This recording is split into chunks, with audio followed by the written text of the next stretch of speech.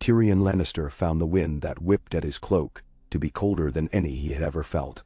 He stood near the top of the wall, peering down at the sprawling vastness of the north, and wondering how men managed to endure in such a place for years on end. The steps beneath his feet were slick with ice, and the watchmen who passed him by wore grim expressions, as if any small moment of mirth might shatter in the freezing air. He thought, not for the first time, that this was no place for a Lannister. Yet Tyrion had come here of his own accord, to see and to learn and to satisfy his unquenchable thirst for the secrets of the realm. He smiled at the irony, for had he arrived even a day later, he might not have found himself in the middle of such a tangled web of truth and half-truths. Jon Snow's arrival that morning had caused a stir. He was new to the Night's Watch, the bastard son of Ned Stark, come to take the black and serve for life. Tyrion had watched him with keen curiosity, for there was something about the boy, something in the cast of his features and the determination in his eyes that made Tyrion believe he was looking at someone who would matter one day. Or perhaps it was simply the echo of Stark features that all Northerners seemed to share, a certain stoic resolve that was foreign to the Lannisters of the South. It was strange how chance and timing could turn the world on its axis. Tyrion had traveled up the King's Road, parted ways with his family, all with the intention of learning more of the Watch, then returning to his comfortable seat of power and cunning in King's Landing or wherever the next whim might take him. But that morning, he had received a raven bearing the most peculiar news, and it had plunged him into a decision he could not have foreseen. This news, delicately worded, had set his mind aflame. He was certain that Jon Snow would depart for his vows soon, that messages might never reach him in time, and that the North might remain ignorant of important truths. Tyrion Lannister possessed a curious mind, but also a conscience more burdened than he liked to admit. And so, as the wind gusted and the frost bit at his cheeks, Tyrion decided that secrets left to fester could become more dangerous than the truth revealed. The hour had been early when he made his way through Castle Black to find an unoccupied solar, stoked a small fire, and let his thoughts churn. He had paced before the hearth, struggling to weigh the consequences. At first, the mere idea of telling Jon Snow, or any of the Watch, what he had learned seemed madness. Yet the puzzle pieces aligned too perfectly. The hush that had fallen when he first read the letter was telling enough. Joffrey Baratheon's parentage had been whispered about at court, of course, but Tyrion had always dismissed such rumors as petty gossip, or vile slander aimed at his sister the Queen. She was hateful enough in many ways. Tyrion had never needed a rumor to sharpen his bitterness toward her. But this was more than rumor. The letter that arrived had come not from a mere whisperer or a resentful courtier, but from someone Tyrion trusted. It was delivered in secret, bearing the wax seal of House Baelish. Though Tyrion felt no great warmth toward pettier Baelish either. He knew Littlefinger rarely bothered with lies that wouldn't profit him in some way, and the words were so carefully written as to ring with truth. It spoke of records discovered, subtle confessions gleaned from a drunken moment in a stable, and a network of watchers who had caught glimpses of surreptitious meetings between Cersei and Jaime. These details, combined with certain physical resemblances, pointed to what Tyrion already suspected. Joffrey, heir to the throne, was not the son of King Robert Baratheon. He was the result of an incestuous relationship between the Queen and her twin brother, Jaime Lannister. Tyrion closed his eyes, remembering how that single statement in the letter had made his blood run colder than the wind off the wall. If the realm is to avoid ruin, the truth must out. Was it true enough to risk everyone's wrath? Was it something that could be turned to advantage, or was it a bomb that would blow them all to smithereens? In truth, Tyrion hated the idea of destroying House Lannister's standing, even if he loathed many of his kin's methods. Yet he also knew that King Robert lived in ignorance, the entire realm perched upon a lie. Now, with Ned Stark gone south to serve as hand, the revelations that might come out of King's Landing could tilt the game in ways Tyrion couldn't fully predict. All he knew was that, at this moment, with Jon Snow newly arrived, chance had placed them together at the edge of the known world. Perhaps it was a sign, if one believed in signs. Yes, he had told himself, it would be best to say nothing, to keep well out of the matter. But Lannisters seldom stood on caution when they saw an opportunity. Something deep within Tyrion's sense of justice also prodded him. The boy Jon was stoic, but behind those eyes lurked a longing for answers he would likely never get about his own parentage. Yet the knowledge of Joffrey's true parentage might affect the realm in a way that even Ned Stark would consider crucial.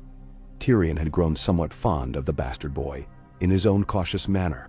Perhaps out of empathy for Jon's condition as the perpetual outsider, Tyrion decided. Let him be among the first to know that the world wasn't as it seemed. Jon had ties to Ned Stark, and Ned Stark was about to become the Hand of the King. If anyone had the moral fortitude to handle such knowledge, it was Ned Stark, and that meant telling Jon. Somehow, some way, so that the news would reach Ned with the utmost urgency. Of course, it was all more complicated than that. But Tyrion's mind thrived on complexities. So, as dawn broke, he put his plan into motion. He found Jon in the courtyard, stiff-legged with the cold, eyes red from the frosty air. Or perhaps from the swirl of new emotions. The boy was dressed in black already, too large a cloak draped over his shoulders, swallowing him in shadow. Ghost, the white direwolf, padded silently at his side. The presence of that wolf always gave Tyrion a small shiver, for there was something uncanny about its red eyes and silent paws. Tyrion approached with a half-bow, a motion that sparked mild amusement in a pair of nearby recruits.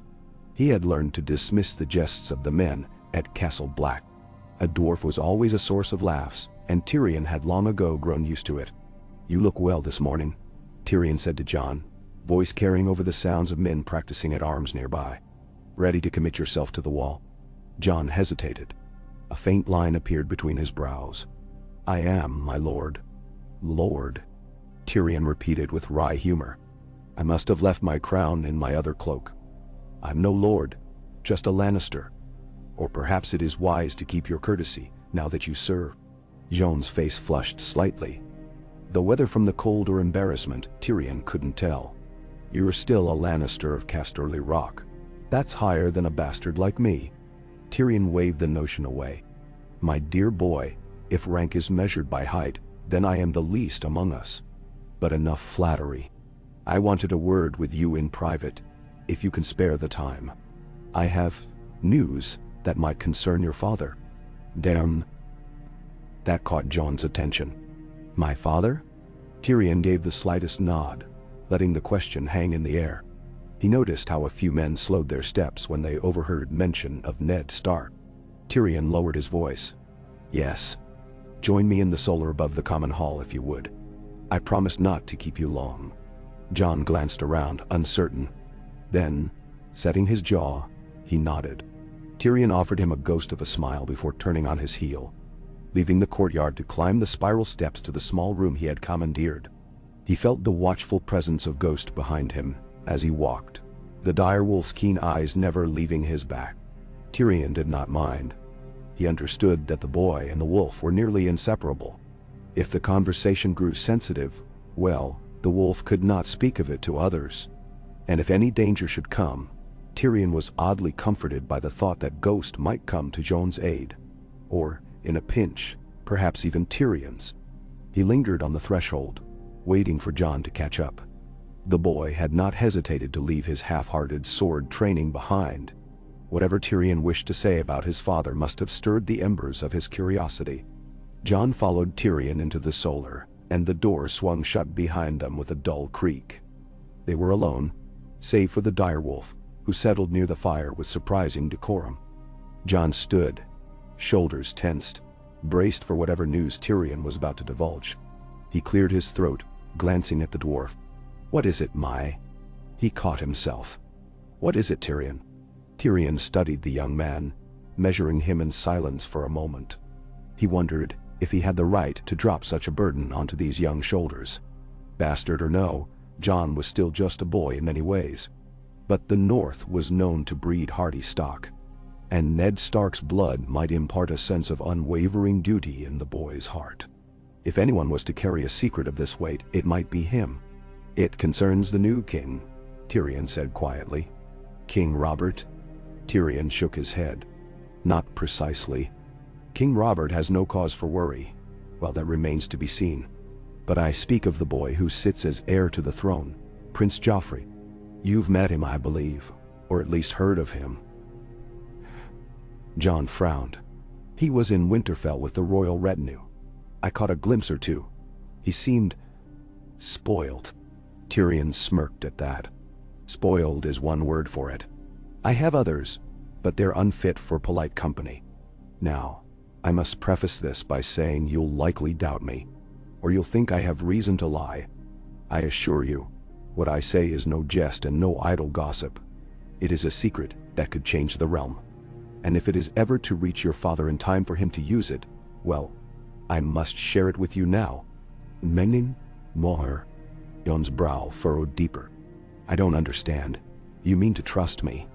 "I trust your father's sense of honor," Tyrion said. "And you share that trait, even if you doubt yourself. But what I am about to tell you must go to Lord Stark in King's Landing. He must know the truth." Jon pressed his lips together.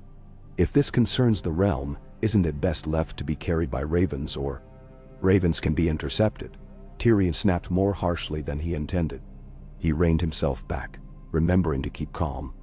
"And letters can be forged, or turned to the advantage of others. You are your father's flesh and blood. Even if you're a bastard, I doubt he'd ignore you if you showed up unannounced at the Red Keep with urgent tidings." Seeing Jon's questioning look, Tyrion shook his head. I know, you've sworn yourself to the Night's Watch. You cannot simply up and leave. But I suspect there may be reasons enough soon that you'll want to speak with Lord Stark. For now, just remember what I tell you." Jon Snow exhaled slowly. "What is it then?" Tyrion's voice dropped to barely above a whisper, though the only ears in the room aside from Jon's were those of the silent direwolf. "King Joffrey is not King Robert's son." He paused, letting the words sink in. Jon's eyes narrowed, as though searching for the joke. When no laughter came, he frowned deeply. "You're saying?" "He is the product of my sister Cersei's liaison with Jaime Lannister, our brother." Tyrion's mouth twisted in distaste. "Yes, I know how it sounds.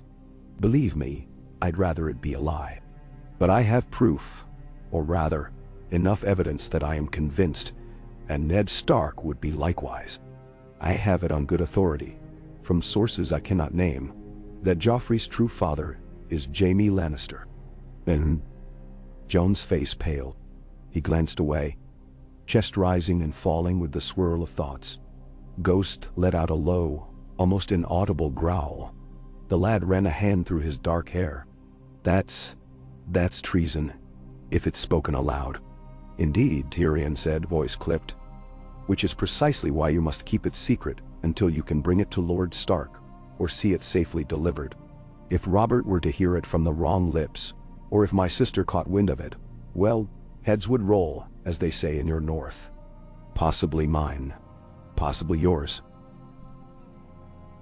Jon's eyes flicked to the door, as if anticipating a flood of guards. He struggled to find words. Why tell me this?" "Because you're Ned Stark's son, and you're here, and I'm here, and the moment is too singular to ignore. Who knows if I'll have a chance to pass this on later? Who knows if I will live long enough to see the day when this rumor breaks open like an egg?" Tyrion shrugged. "Also, I find myself sympathetic to your father in a strange way. I'd not see him undone by ignorance. You Starks are an honorable bunch if a bit dull. Honor in King's Landing can be a double-edged sword. If he knows the truth, he might have some advantage, or at least he'll be prepared."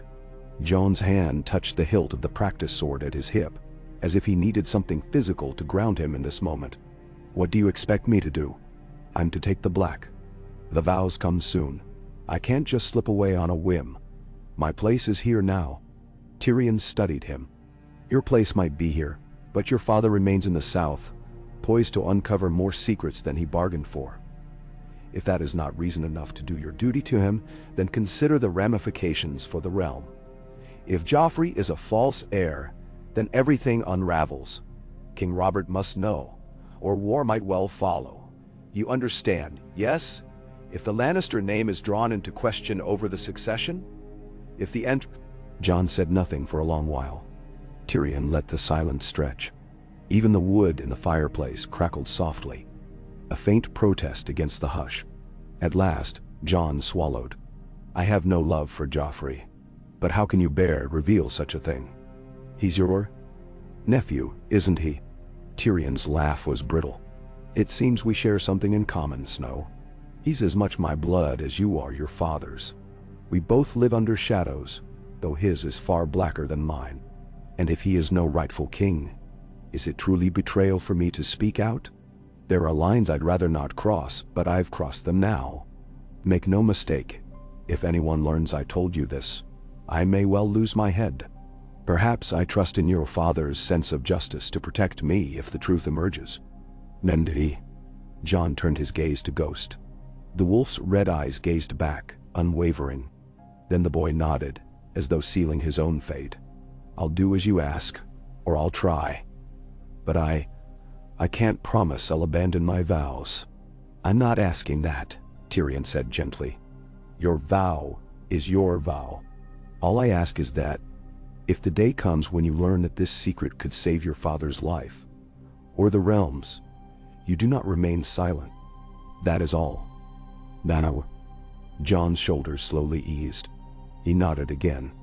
I understand. Tyrion felt a pang of relief and guilt all at once. It was done. The thought that he might have just lit a fuse on a powder keg haunted him, but he told himself that knowledge was power. If Ned Stark was to sail these treacherous seas, better he have a chart of the hidden reefs. Tyrion offered Jon a thin smile. Thank you. Now come. I believe it's near time for your midday meal, and the men outside are likely missing their practiced dummy. Let them call you a bastard. You've a greater destiny than you know. Ding. Jon let a rueful grin ghost across his lips. You sound like you're mocking me. Oh, perhaps a little, but that doesn't make it untrue. They left the solar, re-entering the swirl of Castle Black's daily life. Tyrion couldn't help but notice the slight tension in Jon's shoulders, as though he carried a weight invisible to all but him. Tyrion felt it too. There was no going back now. The truth had been lit, and how it burned depended on many moving pieces. He half wondered if he should have told the boy more, but he decided that was enough for now. The seeds had been planted. That evening, Tyrion lingered near the fire in the common hall, nursing a cup of wine that was sourer than he liked. Men shuffled in and out, stamping the cold from their boots and muttering about the chores they dreaded at dawn. Tyrion indulged in a few barbs of wit with some of the Black brothers, deflecting their jests with an easy charm. Yet his mind remained fixed on the secret he'd shared, and on the possibility of it spiraling out of control before it reached Ned Stark. The question was whether fate or cunning would ensure it arrived in time. Jon, for his part, was absent. Tyrion guessed the boy needed time to think and to contemplate the vow he was about to swear. That vow would bind him for life to the Night's Watch, to the vigil on the wall. Could a bastard boy with no official standing even affect the doings of lords and kings far to the south?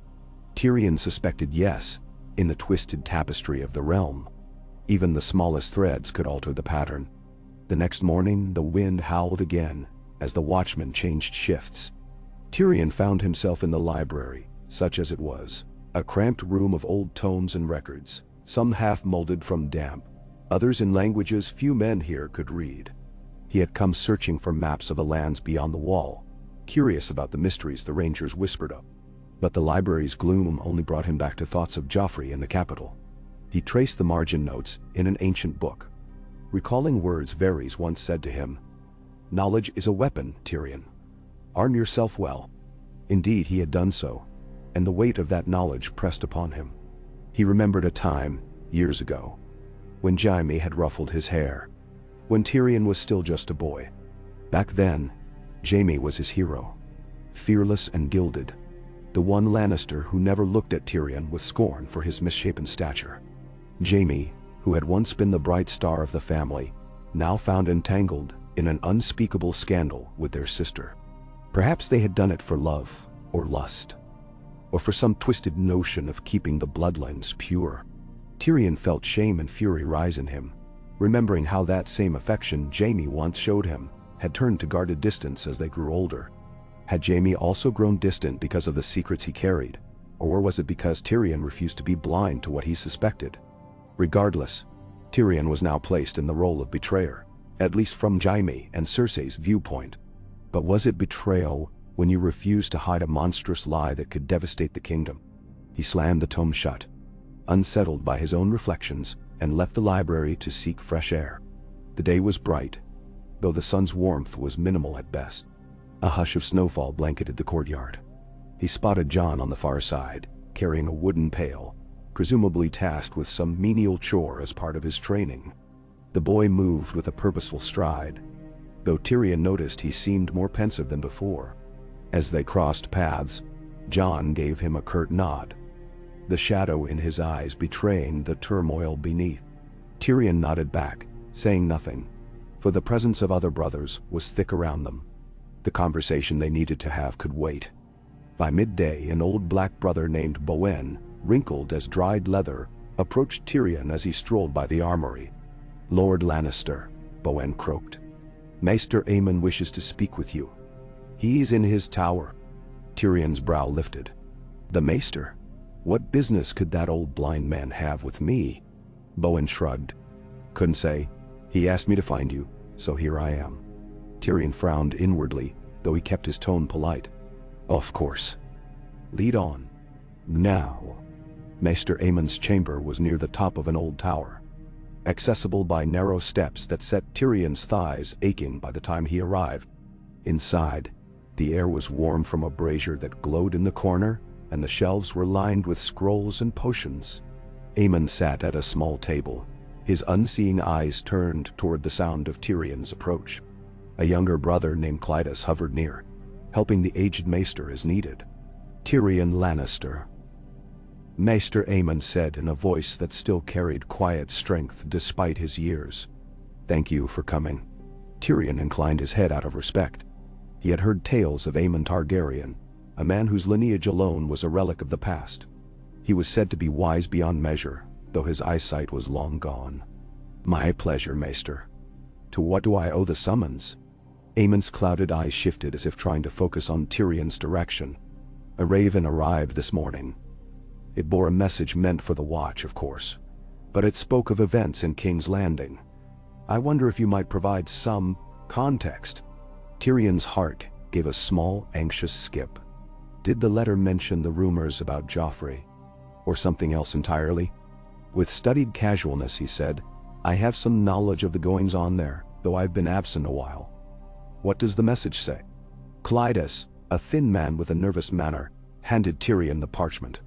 It spoke of Ned Stark's arrival at the capital, King Robert's preparations for a tournament in honor of the new hand, and rumors of tensions within the council. Nothing overt about Joffrey's parentage. Tyrion exhaled, relieved. But the letter was not entirely cheerful, for it mentioned a swirl of uneasy talk regarding the Queen's family taking too many seats of power, a shift in the balance that had some lords whispering. Some name references suggested that the king's mood was foul. That hardly surprised Tyrion. "Yes," Tyrion said quietly, returning the parchment. "It seems the usual. The capital is always rife with intrigue and dissatisfaction. You wonder if some new development has turned everything on its head. More likely the realm churns as it ever does, spiced by 1,000 rumors." Aemon folded his hands. "The Watch keeps vigilant for threats of another kind, Master Lannister.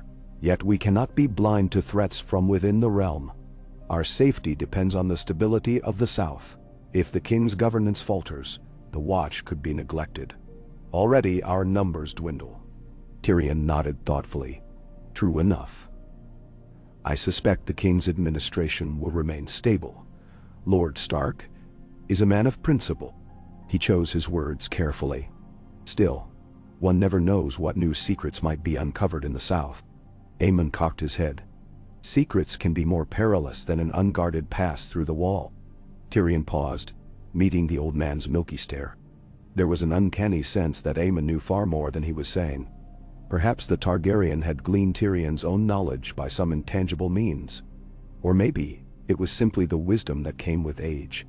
Tyrion dared not speak openly, so he held his tongue and offered only a polite bow. "If that's all, Maester, I thank you for sharing the letter with me. I'll keep it in mind." "Go well, Tyrion Lannister," Aemon said softly. Sometimes the ravens bring burdens we never sought. Tyrion left, unsettled. The rest of that day, he tried to lose himself in petty amusements. Teasing the new recruits, gambling a few coins and a dice game with the stewards, and sampling what meager wine they kept on hand. Yet his thoughts drifted inevitably to the south, to the seat of power, and the deception that might soon be unmasked. He told himself he had done the right thing by warning Jon. If the realm was to teeter, perhaps one more honest voice might keep it balanced. Or perhaps it would do nothing but speed the fall. Tyrion was many things: drunkard, cynic, dwarf, wit. But rarely was he a coward. He had chosen his course. Now he would see it through. Night fell, and the cold deepened. A hush descended on Castle Black, broken only by the occasional shout of a man on duty, or the clank of chains along the wall's lifts. Tyrion sat by a small brazier in the open courtyard, gazing up at the stars. He recognized a few constellations from his reading. The old stories said the sky was full of watchers, ancient heroes set among the heavens to guard the realm. Tyrion wondered if they watched him now with pity or scorn. Ghost appeared silently at his side, red eyes gleaming in the firelight. A moment later, Jon stepped out of the shadows, the snow crunching beneath his boots. "You walk like a cat," Tyrion remarked softly. Jon gave a slight shrug. "You hear Ghost first, usually." He stood there awkwardly, as if uncertain what he wanted to say. The wind fluttered the edges of his black cloak. Tyrion waited. At length, Jon took a step closer. "Tomorrow, I swear my vows," he said. "Then I'm a man of the Night's Watch forever." Tyrion studied him. "A solemn day. Are you ready for that?" "Yes," Jon said, though his voice sounded more determined than certain. "You gave me a secret. It hasn't left my thoughts." Tyrion nodded. "Secrets seldom do." Jon exhaled, his breath a pale plume in the moonlight. "I believe you, but I hate that I believe you, because it changes everything. My father serves the king, but if the prince is not the king's son, if it's true, then father is. Hens in the lion's den." "He is," Tyrion said. "And if he learns the truth, he must confront it or bury it. Neither choice is easy." Jon's gaze drifted toward the looming shape of the wall, tall and silent. "I asked Maester Aemon about my vows. If the Watch is supposed to serve the realm, do we not also serve the realm by ensuring that false kings don't sit on the throne?" He said, "That's a question for my own heart." Tyrion offered a sad smile. "The Watch's vow is to guard the realms of men from threats beyond. But sometimes, the threat within is as deadly. Perhaps your heart will guide you." "Ned Stark's heart would." Jon's throat worked as he swallowed. He seemed younger in that moment, uncertain and vulnerable. "Will you stay here much longer?" he asked Tyrion quietly. "I plan to depart soon," Tyrion replied. "I've seen much of what I came to see. Though the timing, well, that may change. Regardless, I don't intend to freeze my bits off here forever. There's a seat by a roaring fire in the south that beckons me." Jon nodded. "If I write to my father? If I try to warn him? Will a raven suffice?" Tyrion drummed his fingers on the rim of the brazier. "I can't be sure. Ravens can be intercepted, or the message might be read by unfriendly eyes. If the queen or her allies suspect your father is being fed secrets, that might cause complications. It's your choice. You might try to be discreet, but words on parchment are easily traced." "No." Jon clenched a fist. "Then what can I do?" Tyrion's shoulders lifted in a slight shrug. "Wait, watch, and if opportunity arises, seize it. For now, you have your vow, your duty. Let your father find his path. Perhaps he already suspects the truth. I'm not sure. But if he does, your message might confirm his suspicions. That could be dangerous in itself." "Then who are to wire?" Jon let out a slow breath, clearly warring with conflicting urges. Finally, he said, "Thank you for trusting me." Tyrion's lips twisted into a wry smile. "Don't thank me just yet. My trust may be a curse or a blessing. Time will decide which." With that, Jon turned to go, Ghost at his side. Tyrion listened to the crunch of snow fade into the distance. leaving him alone once more with his turbulent thoughts. The flame in the brazier flickered, as though it might sputter out at any moment. But it held on, sending licks of orange light into the dark courtyard. Tyrion had always prided himself on seeing the shape of things to come, anticipating twists in the game. Now, he was no longer sure. The game pieces were in motion, and the next move might be beyond his sight. In the following days, the routine of Castle Black continued. Jon Snow and the other recruits were tested, sorted into stewards, rangers, or builders. Jon, to his anger, was named a steward, specifically to the Lord Commander. Tyrion observed the boy's frustration at being denied the chance to join the Rangers, but he also saw a growing resolve in Jon's eyes. Young Snow might be bristling at the injustice of it, yet he was forging his own path, one that might put him close to leadership in the Watch. Tyrion, aware of the swirling possibilities, found it both fitting and ironic. Then came the day Jon swore his vows before the heart tree in the haunted forest. Or so Tyrion heard, for he did not accompany him there. When Jon returned, his face was different, still youthful, but marked by a deeper gravity. Tyrion did not press him for thoughts, for he remembered the sanctity of that moment from observing others who had taken the black. Instead, he nodded respectfully when Jon passed by. The boy's ghostly white direwolf trotted behind him, ears perked. Something in their stride suggested they were newly bonded to a cause that surpassed personal desire. Tyrion mulled over the events soon to unfold in King's Landing.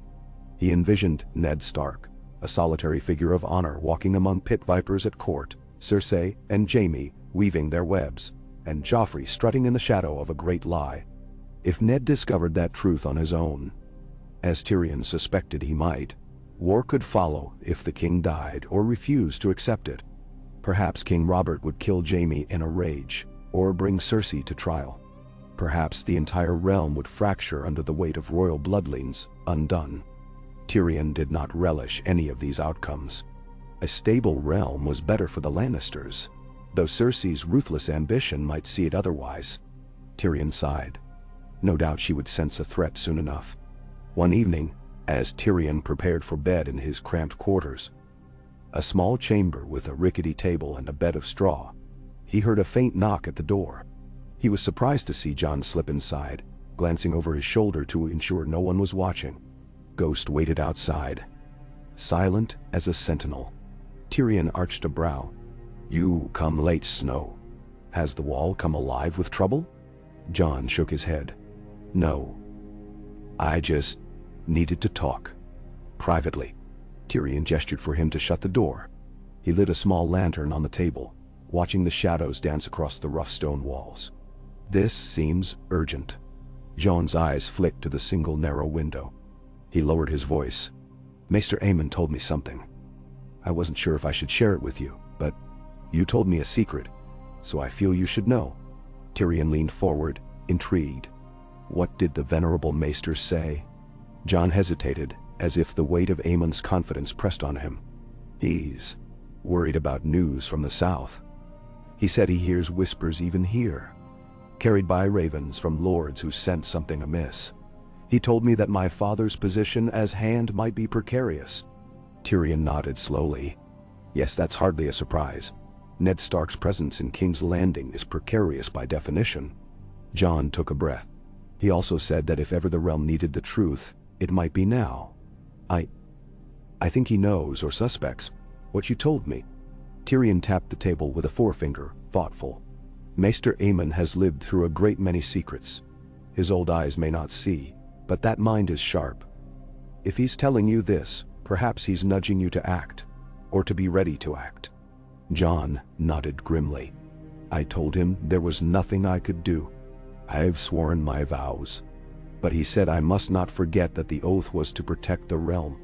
That means from any threat. Next, soon tell me." Tyrion studied the young man's clenched jaw, the flicker of determination. "Does that mean you intend to leave the wall if something dire happens?" Jon blanched. "If I desert, I'm a fugitive. Even my father can't protect me then. But if the realm stands on the brink of disaster, I don't know. I'm torn." Tyrion reached out and gave Jon's arm a small, reassuring pat. "We are rarely granted the luxury of easy choices, Jon Snow. But you might consider that, if your father truly needs you, he'll find a way to let you know. Until then, trust that he can handle himself. Ned Stark is no fool. He might uncover Joffrey's parentage in his own time, or he might not. But he'll sense something is wrong, I guarantee. If I know one thing about your father, it's that his moral compass is unyielding. He won't rest easy if the line of succession is compromised. Vanadin poisons. Joan's voice was low, trembling with concern. And if my father is in danger? Tyrion paused. Then you'll have to decide whether your vow binds you to inaction or commands you to protect the realm. Even if that means protecting your father. In truth, that's a decision only you can make. But do you trust me, Jon, to do what I can from my position? I may soon depart for Winterfell or even King's Landing. If I go south, I can watch and warn. Perhaps I'll see trouble coming before it takes Ned Stark by surprise. Jon's eyes searched Tyrion's face. You would do that? A short laugh escaped Tyrion. I have a stake in this too, you know. My sister and brother stand at the center of it. I'd prefer not to see the realm burn, if I can help it. War is costly in gold, and I rather value my gold. Yes. Something like gratitude softened Jon's features. Thank you, Tyrion. Tyrion waved the thanks away as he rose, stretching his legs. We're all pieces on the board, Jon. Some of us just have a bit more freedom of movement than others. You do what you must up here. I'll do what I can when I leave. Jon seemed to accept that. He gave a curt nod, then slipped back out into the corridor, leaving Tyrion alone once again. The dwarf pressed his hands together, feeling the chill in the air seep into his bones. It occurred to him that as soon as he set foot in the south, he would be stepping into a viper's pit of potential consequences for revealing the truth to Jon. If Cersei suspected that Tyrion had any inkling of her secret, she might act swiftly to silence him. He would have to tread carefully, perhaps even more carefully than usual. Early the next morning, Tyrion awoke to the toll of the watch bell, signifying the dawn shift. He rubbed his eyes and peered out the narrow window. The air looked crisp and gray. The courtyard below dusted with fresh snow. He dressed quickly in layers of wool and fur, the best he could muster against the biting cold, and made his way outside. There, he found a small company of black brothers readying themselves for an excursion beyond the wall. Something about scouting for wildlings, rumored to be lurking near an abandoned village. Tyrion had no interest in joining, but he watched with mild curiosity, considering that an expedition beyond the wall was not without its perils. Jon was among them, packing supplies with a dutiful expression, though Tyrion could see the tension etched into his features. Off to face the wildlings? Tyrion said with a note of encouragement as he approached. You must be braver than I thought. Jon gave a wan smile. I'm to accompany the Lord Commander's steward to carry messages and help with logistics. Not exactly glorious work. It seldom is, Tyrion replied. Still, keep an eye out for giant spiders and white walkers. Might make for a good story later. Jon smile didn't quite reach his eyes. I will. Tyrion hesitated, glancing at the other brothers bustling about. Then he lowered his voice. Stay alive out there, Snow. If I depart while you're gone, remember what I told you.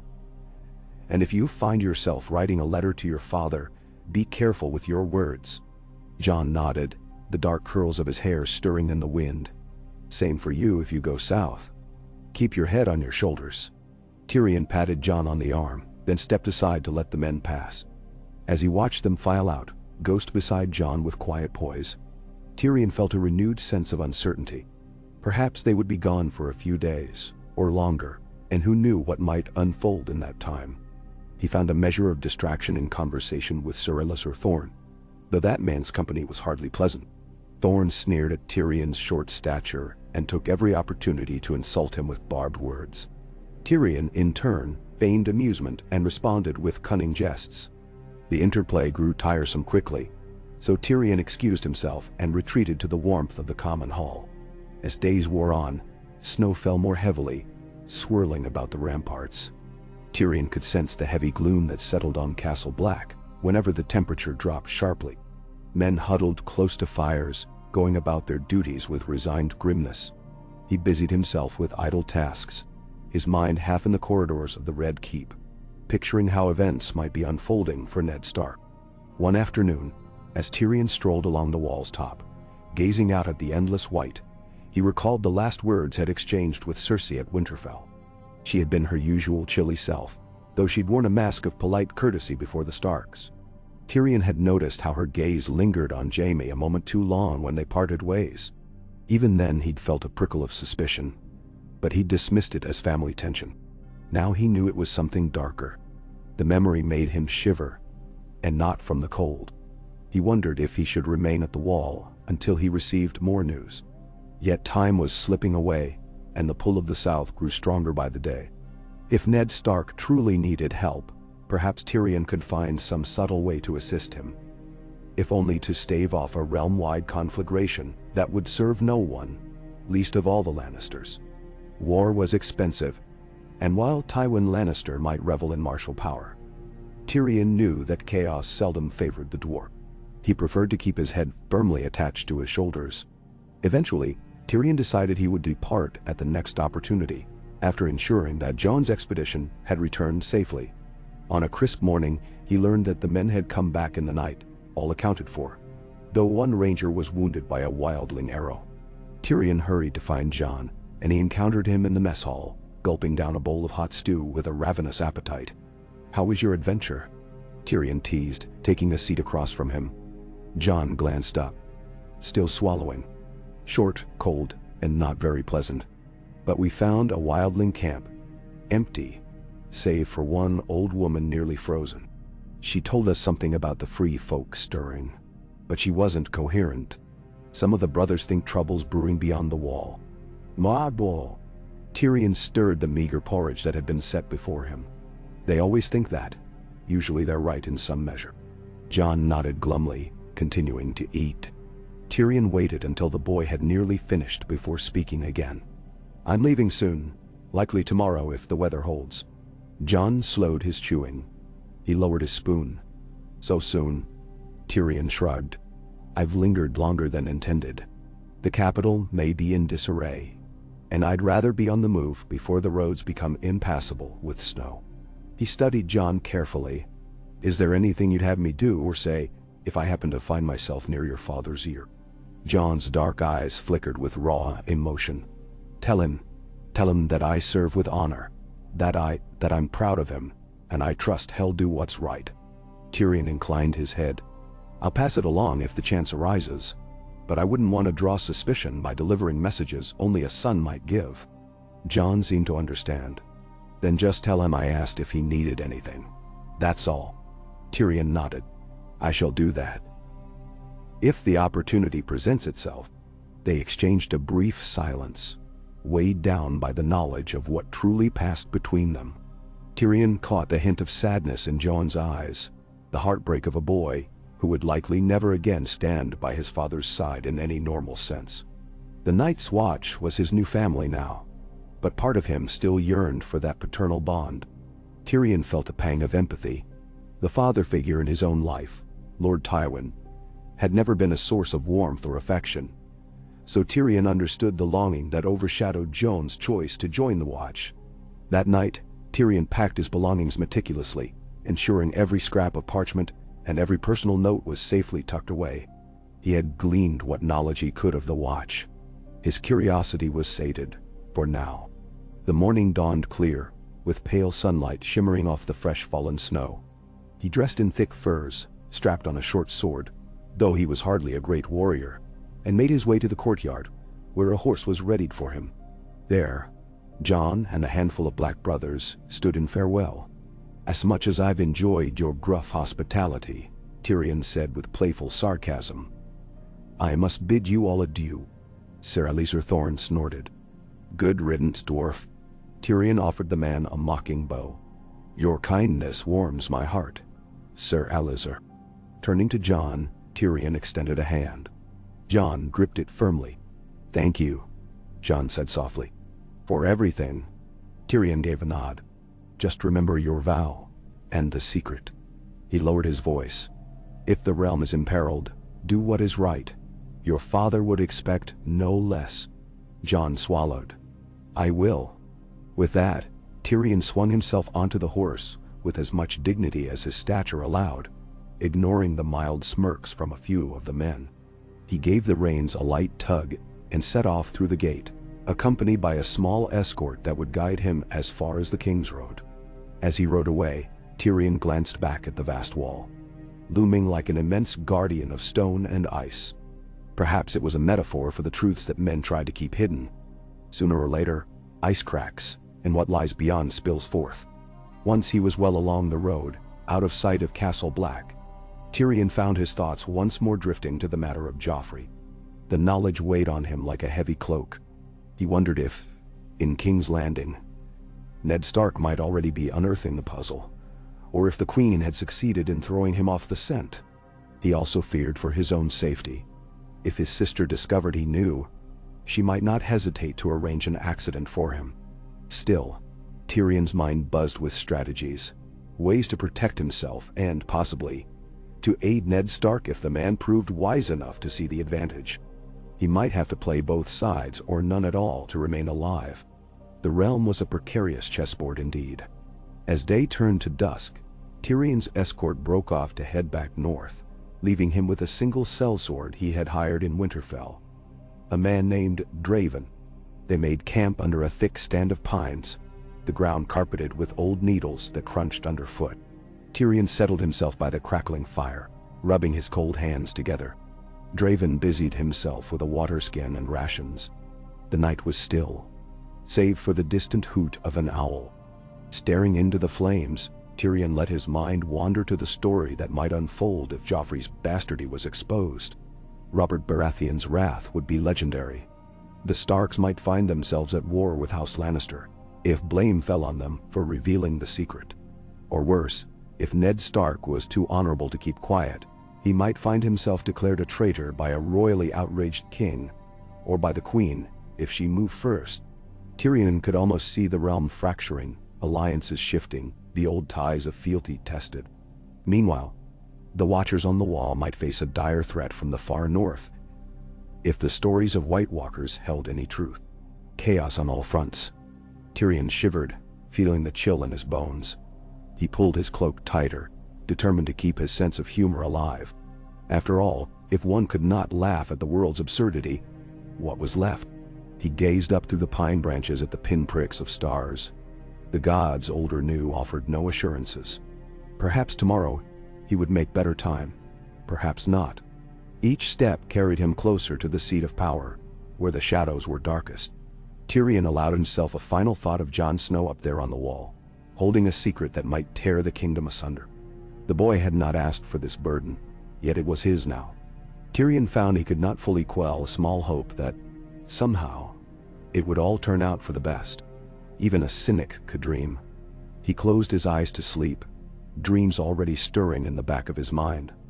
A swirl of lion banners and wolf howls, golden hair and cold steel, secrets whispered in the dark. A realm perched on the edge of a sword, waiting to be saved or drowned in blood. And there, at the center of it all, a bastard boy in black, guarding the realm from foes without, perhaps destined to guard it from those within as well. When dawn came, Tyrion roused himself with a groan, stiff from the hard ground. Draven was already stirring the fire, preparing what little they had for breakfast. Tyrion rose to his feet, brushed pine needles off his cloak, and considered the path ahead. They would pass through the small towns that dotted the King's Road, eventually arriving in the Seven Kingdoms proper, where the roads were more traveled and the inns more frequent. From there, he would make his way to Winterfell for a final rest, or perhaps head straight to the capital, depending on the news he gleaned along the way. He resolved to listen carefully for rumors of Ned Stark's dealings at court. Before the sun was fully above the horizon, they set out once more, the horses' hooves crunching over frost-laced ground. Tyrion thought of the gilded hallways of the Red Keep, the small council, and the swirling rumors that might have grown more potent in his absence. He found a grim satisfaction in knowing he was at least partially ahead of the game. He had chosen a side, or rather, he had chosen to let the truth be known. Let the chips fall where they may. The cunning part of his mind was already planning how to preserve himself amid the fallout.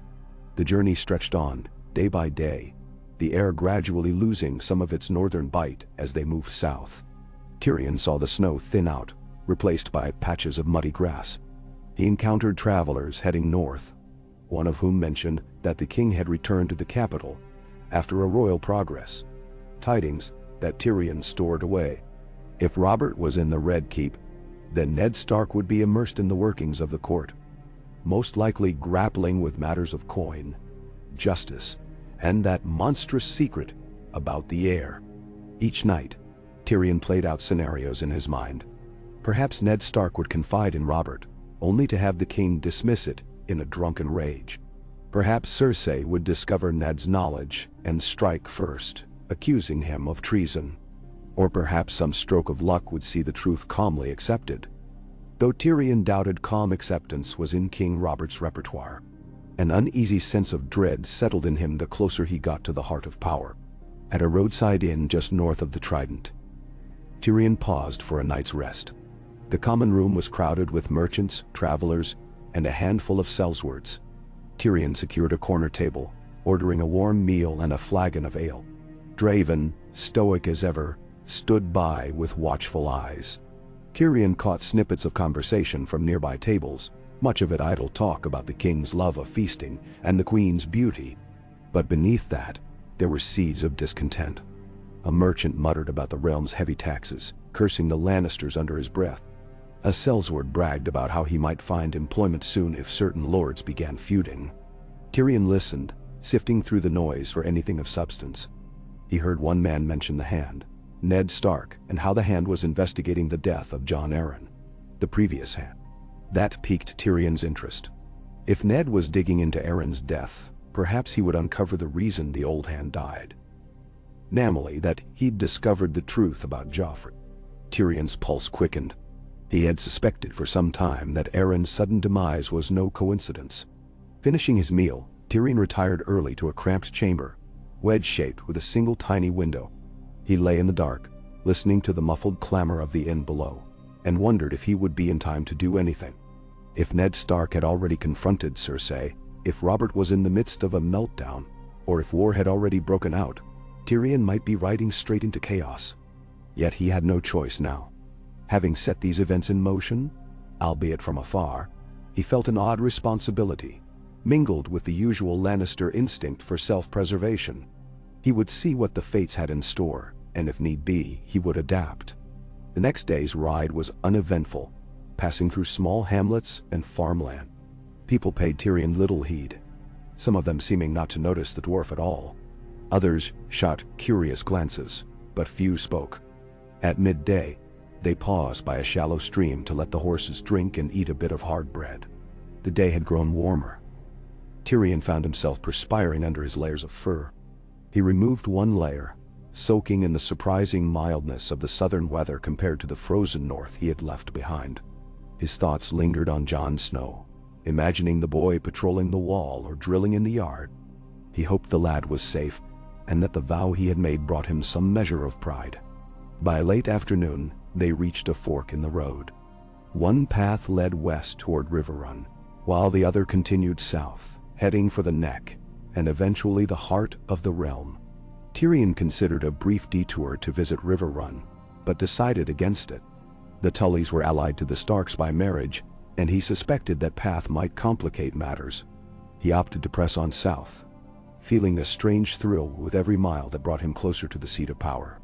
He imagined seeing Ned Stark in the Red Keep's halls, expression etched with tension, possibly holding knowledge that could shatter the Seven Kingdoms. Tyrion could only guess at the drama unfolding behind those walls. Late that night, they made camp again, the moon overhead nearly full, bathing the landscape in silver light. Tyrion took the first watch, letting Draven rest. He sat by the fire, ears alert for any sign of bandits. The night seemed calm. In the distance, an owl hooted again, repeating its mournful call. Tyrion sighed, pulling out a small piece of parchment and a quill from his bag. He was half tempted to start writing down his own account of these events, but he feared carrying such incriminating notes. Instead, he wrote something innocuous, a small reflection of the changing scenery, and then folded it away. The truth he carried remained locked in his mind. He thought of Tywin Lannister, his father, who likely sat in Casterly Rock, oblivious or unconcerned about Tyrion's meddling. Tywin had always been fixated on the power and legacy of House Lannister. If word reached him that Tyrion had a hand in exposing the heir's false claim, would he consider that high treason to the family? Tyrion grimaced. It was likely. Tywin had never hidden his scorn for Tyrion's perceived weaknesses. This might be the final straw, if it ruined the alliance with the throne. Still, Tyrion knew that the genuine threat lay in letting an abomination sit upon that throne without question. If Joffrey truly ascended, what kind of king would he be? Molded by Cersei and Jaime's secrets? Tyrion suspected the realm would suffer. In his own twisted way, he was trying to spare them that fate. Eventually, the tension of his watch gave way to fatigue. Draven relieved him, and Tyrion rolled himself into a blanket beneath the stars. His last conscious thought was of the Red Keep, looming in his dreams like a labyrinth of shadows, each corridor leading to a new peril. He wondered if fate would be kind, or if he was galloping headlong into disaster. Sleep claimed him with uneasy dreams, fragments of a kingdom torn apart. Ned Stark's stern face, contorted by betrayal, Cersei and Jaime entwined in scornful laughter, and Joffrey's cruel eyes glinting with malice. In the center of it all, a single white direwolf howled into the night, while Jon Snow stood at the edge of darkness, haunted by secrets he never asked for. The dream was so vivid that Tyrion awoke before dawn, a cold sweat on his brow despite the warm night. He sat up, heart racing. Draven stirred at the fire, looking over questioningly. "Bad dream," Tyrion muttered, wiping his face. He lay back down, wrapping himself in the blanket. The sky was lightening to a pale gray, stars winking out overhead. Another day of travel awaited. Another day closer to a realm on the brink. And so it began, Tyrion thought. The first steps on a path that could alter the course of history. He could almost hear the faint echo of a distant trumpet, heralding the storms to come. He closed his eyes, mustering his usual bravado, and waited for dawn to break in earnest. The game was in motion, and there was no turning back now. Dawn broke with slow reluctance, the gray sky painted by thin streaks of pale yellow, where the rising sun fought to breach a canopy of clouds. Tyrion roused himself stiffly, groaning at the ache in his lower back from another night on the cold ground. Even with a blanket and a bedroll, there was only so much comfort to be found under the open sky. He could almost hear the walls of the Red Keep calling him, mocking him with the promise of a proper feather bed, though the dangers within those walls would be far less comfortable than the lumps of earth beneath his spine. He rolled to his knees, brushing the dust and stray pine needles off his cloak as best he could. The small campfire lay smoldering in a ring of stones, its warmth reduced to a few stubborn coals that glowed a muted orange. Draven was already up, crouched by the stream to refill the waterskins. A faint breeze stirred through the trees. Tyrion stretched, feeling his joints pop, then ambled toward the water with an unhurried step.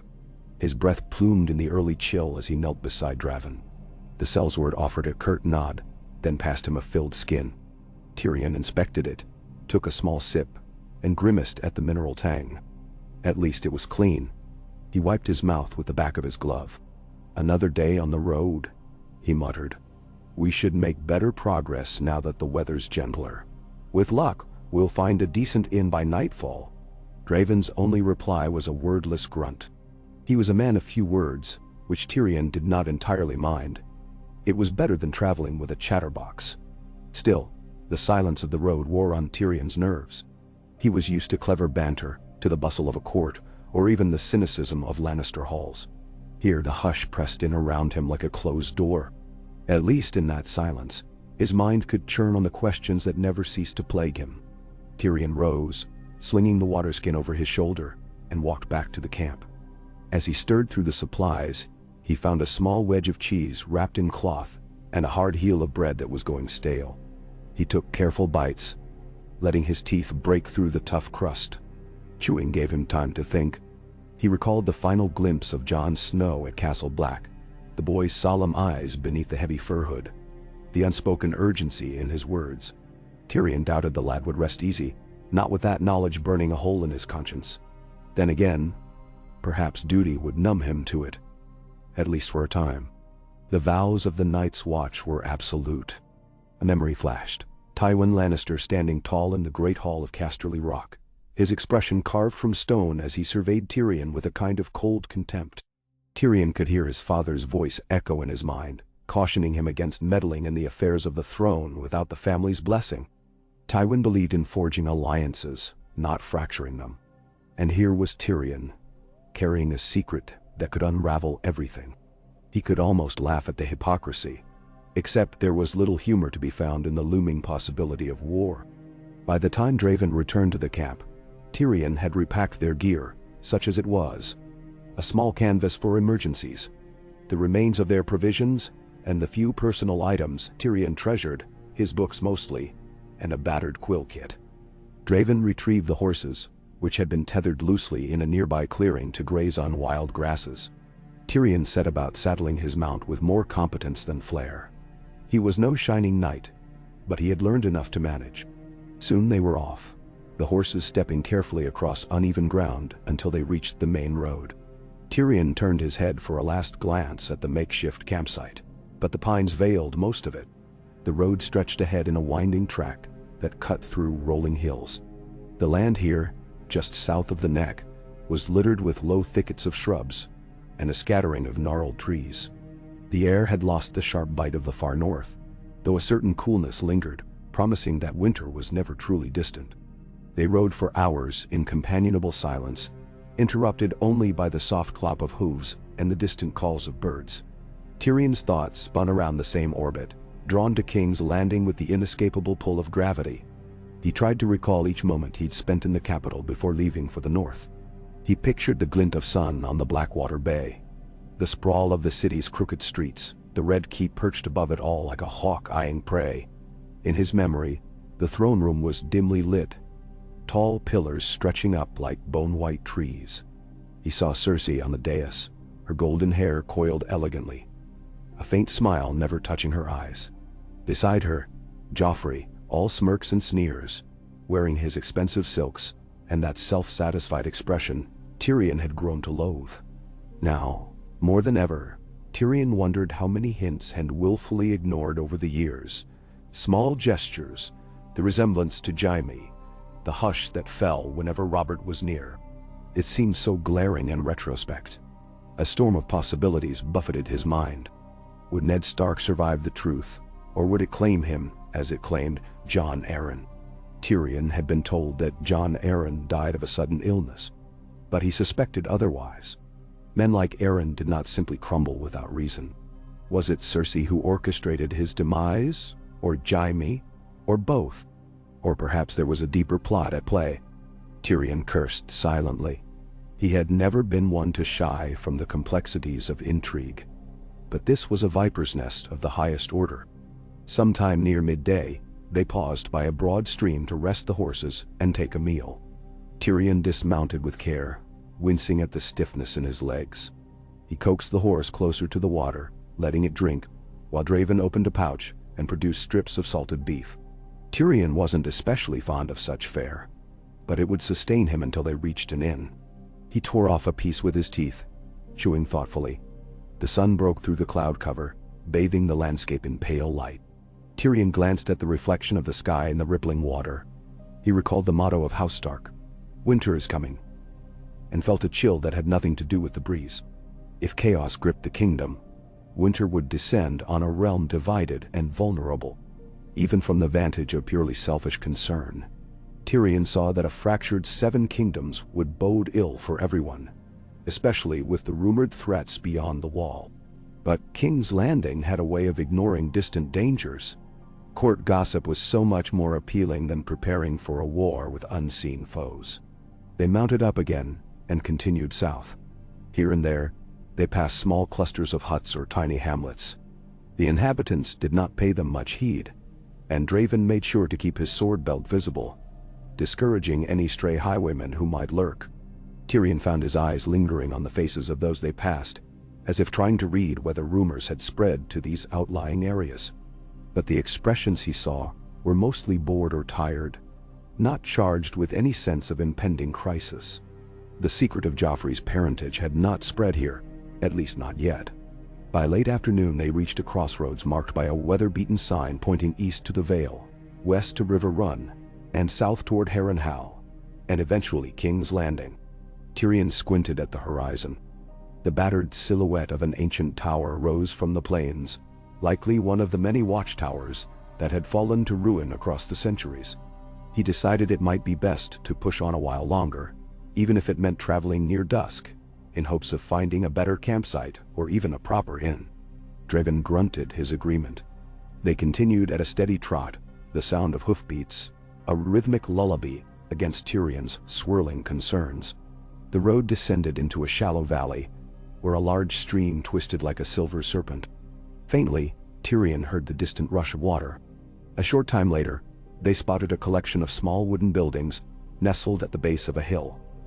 An inn, by the looks of it, surrounded by a stable, a smithy, and a handful of huts for the innkeeper's workers. A thin plume of smoke rose from the inn's chimney, promising warmth and food. Tyrion felt relief course through him. They approached with caution. Draven rode slightly ahead, scanning for any sign of danger. The yard was muddy from recent rain, though the day itself had been clear.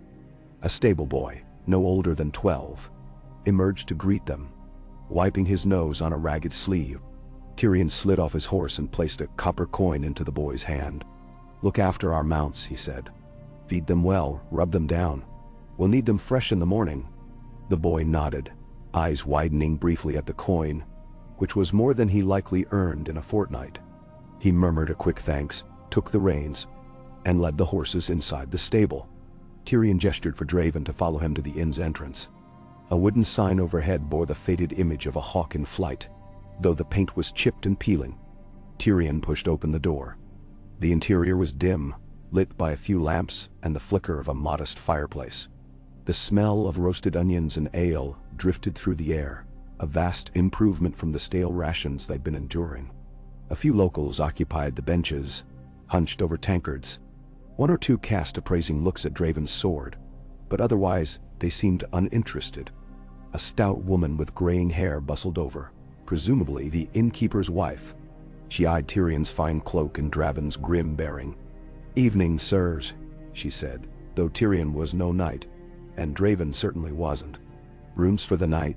Tyrion forced a polite smile. "A room, if you have one. And hot supper, if it's not too dear." The woman's face softened with what might have been relief. Visitors who could pay were likely welcome in such a remote spot. We have a room. Might share it with your man there if you don't mind the single bed. Or there's the common loft above the stable if he'd rather that." Draven gave no indication of preference. Tyrion decided he'd sleep more soundly if Draven was in the room. Safer that way, though it might be cramped. "We'll share. And supper for both of us." "Dalmadin Tor." She named a modest price. Tyrion agreed without haggling, then passed her a few silver coins, instructing her to bring the best they had. With that settled, they took a seat at a rough wooden table near the fire. The locals returned to their low murmurs. Draven drummed his fingers on the table, glancing around. Tyrion picked a spot of dried mud from his cloak, waiting for the promised meal. Before long, a girl appeared, balancing wooden bowls of steaming stew, along with a loaf of bread and 2 tankards of thick ale. The smell brought Tyrion's appetite roaring to life. He thanked her and tore off a piece of bread, dipping it into the stew. Chunks of carrot and onion bobbed in the thin gravy with a few scraps of meat. Hardly a feast for a king, but it was warm and filling. He ate in measured bites, trying to pace himself. But hunger got the better of him, and soon his bowl was nearly empty. He washed it down with a gulp of ale that was bitter enough to make him wince. Draven ate with silent efficiency. When they finished, Tyrion leaned back, letting the glow of the fire warm his face. The comforting heaviness of a proper meal dulled the edge of his anxiety, though it could not banish it entirely. He noticed a bearded man in the corner, eyeing them. The man seemed curious, perhaps having recognized Tyrion's dwarfish stature or the Lannister sigil discreetly embroidered on his cloak.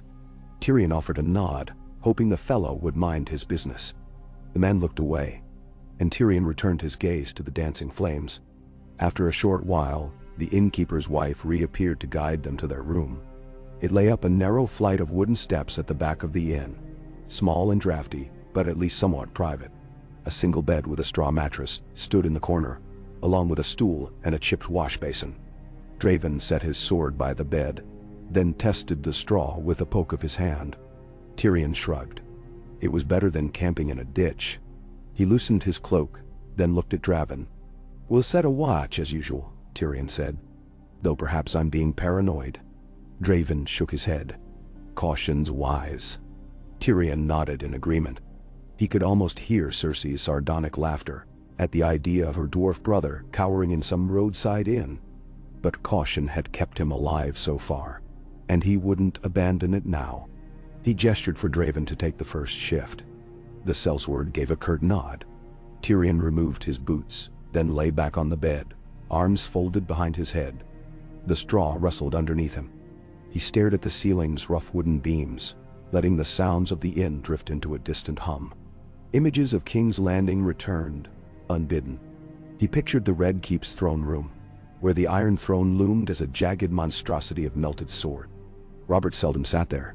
He preferred the comfort of his solar or the merriment of the feast halls. But Joffrey, oh Joffrey would revel in that seat of power, ignorant of the real cost. If the truth erupted, how long before the city's throngs realized their precious prince was a fraud? Tyrion suspected the city would turn into a tinderbox, ignited by the slightest spark. In the hush of the room, Tyrion's eyelids grew heavy. The next thing he knew, he was drifting in a half-sleep, the bed's meager comfort lulling him into uneasy dreams. Images flitted across his subconscious. Ned Stark, stoic and grim, reading a scroll by candlelight, eyes widening as he realized the full scope of the betrayal. Then came a phantom of Jaime Lannister, standing in a corridor, blade unsheathed, the reflection of torchlight dancing on polished steel. Cersei's voice echoed like a hiss. "You dare?" She turned her emerald glare on Tyrion, who felt the weight of her rage pierce him like a dagger. He tried to speak, but no sound came out.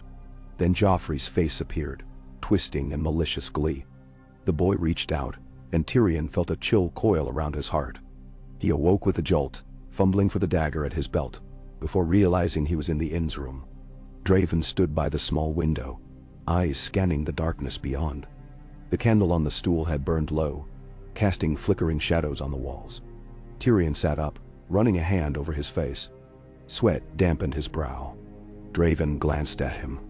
"Bad dream?" Tyrion let out a strained chuckle. "Is there any other kind these days?"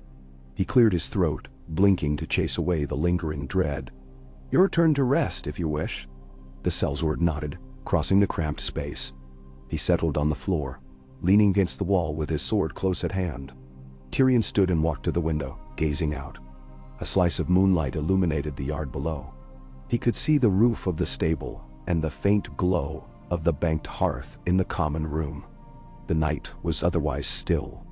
No shapes lurking in the shadows, no suspicious flicker of torches. He tried to calm the rapid beat of his heart. Perhaps his dream was nothing more than his own anxieties, but Tyrion believed in trusting his instincts. The creeping sense of doom was not easily dismissed. Tomorrow they would continue south, and each day would bring them closer to the nest of vipers that was King's Landing. The hours passed slowly. Tyrion drifted between mild dozing and watchful alertness, ear attuned to the faint creaks of the old inn. Nothing disturbed them. By the time dawn lightened the window, he was more tired than rested. He nudged Draven awake, and they set about preparing for departure. Downstairs, the innkeeper's wife served them a porridge, thickened with bits of sausage and a half loaf of bread. It was enough to keep them fueled for another day of riding, though Tyrion missed the refined breakfasts of Winterfell, or even the lesser fare at Castle Black. They paid for the lodging, collected their horses, and rode out once more. The morning air smelled faintly of damp earth. A low mist clung to the hollows along the road, swirling around the horses' fetlocks. Tyrion set a brisk pace, eager to put more miles behind them. With luck, they might reach Harrenhal's outskirts within a day or two, though he had little desire to visit the cursed fortress. Still, it was a landmark on the way to King's Landing. As they rode, Tyrion found himself recalling all of the stories he'd heard about Harrenhal. How it had been built to intimidate. How dragonfire had melted its great towers. Some claimed the fortress was haunted by the ghosts of Harren the Black and his sons, forever trapped in the burned stone. Tyrion had never been one for superstition, but even he could sense the place was ill-omened. He hoped to pass by it without incident.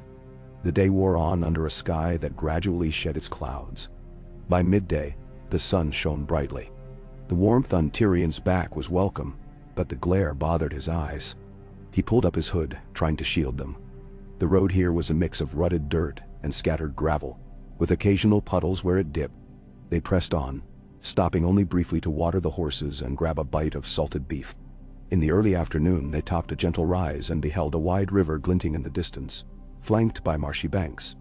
The crossing was accomplished by a simple wooden bridge, guarded by a small stone structure that might have been used as a tall house in busier times. Tyrion saw no guards posted. Perhaps the region had grown complacent or lacked the manpower to maintain a toll. Either way, he steered his mount down the slope. As they reached the bridge, the sound of water rushing beneath them grew louder. Draven rode ahead, scanning for any sign of trouble. Tyrion urged his horse to follow. The boards creaked under the weight of hooves, but held firm. Partway across, Tyrion paused to peer over the side.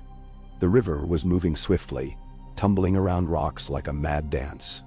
He wondered how many travelers had perished in such waters. Shaking the grim thought away, he continued. On the far side, the land stretched out in meadows dotted with a few stands of trees. Tyrion spotted a pair of farmers or shepherds in the distance, but no sign of a settlement. They took to the road again, keeping their pace steady. Occasionally they encountered other travelers. A small caravan of traders, an old man leading a donkey, a pair of minstrels with lutes slung across their backs. Tyrion greeted them with nods, seldom engaging in lengthy conversation. None appeared particularly threatening. Time slipped by in the monotonous rhythm of travel. Tyrion noticed Draven's glances southward, as though the sellsword expected trouble to appear any moment. Perhaps it was the tension in the air. They were drawing closer to the heart of the realm, where rumors traveled faster, and the stakes were higher. Tyrion felt the pull of King's Landing like a magnet, yet he also felt a stir of dread at the inevitable tangles that awaited him there. Close to sunset, they arrived at another small village.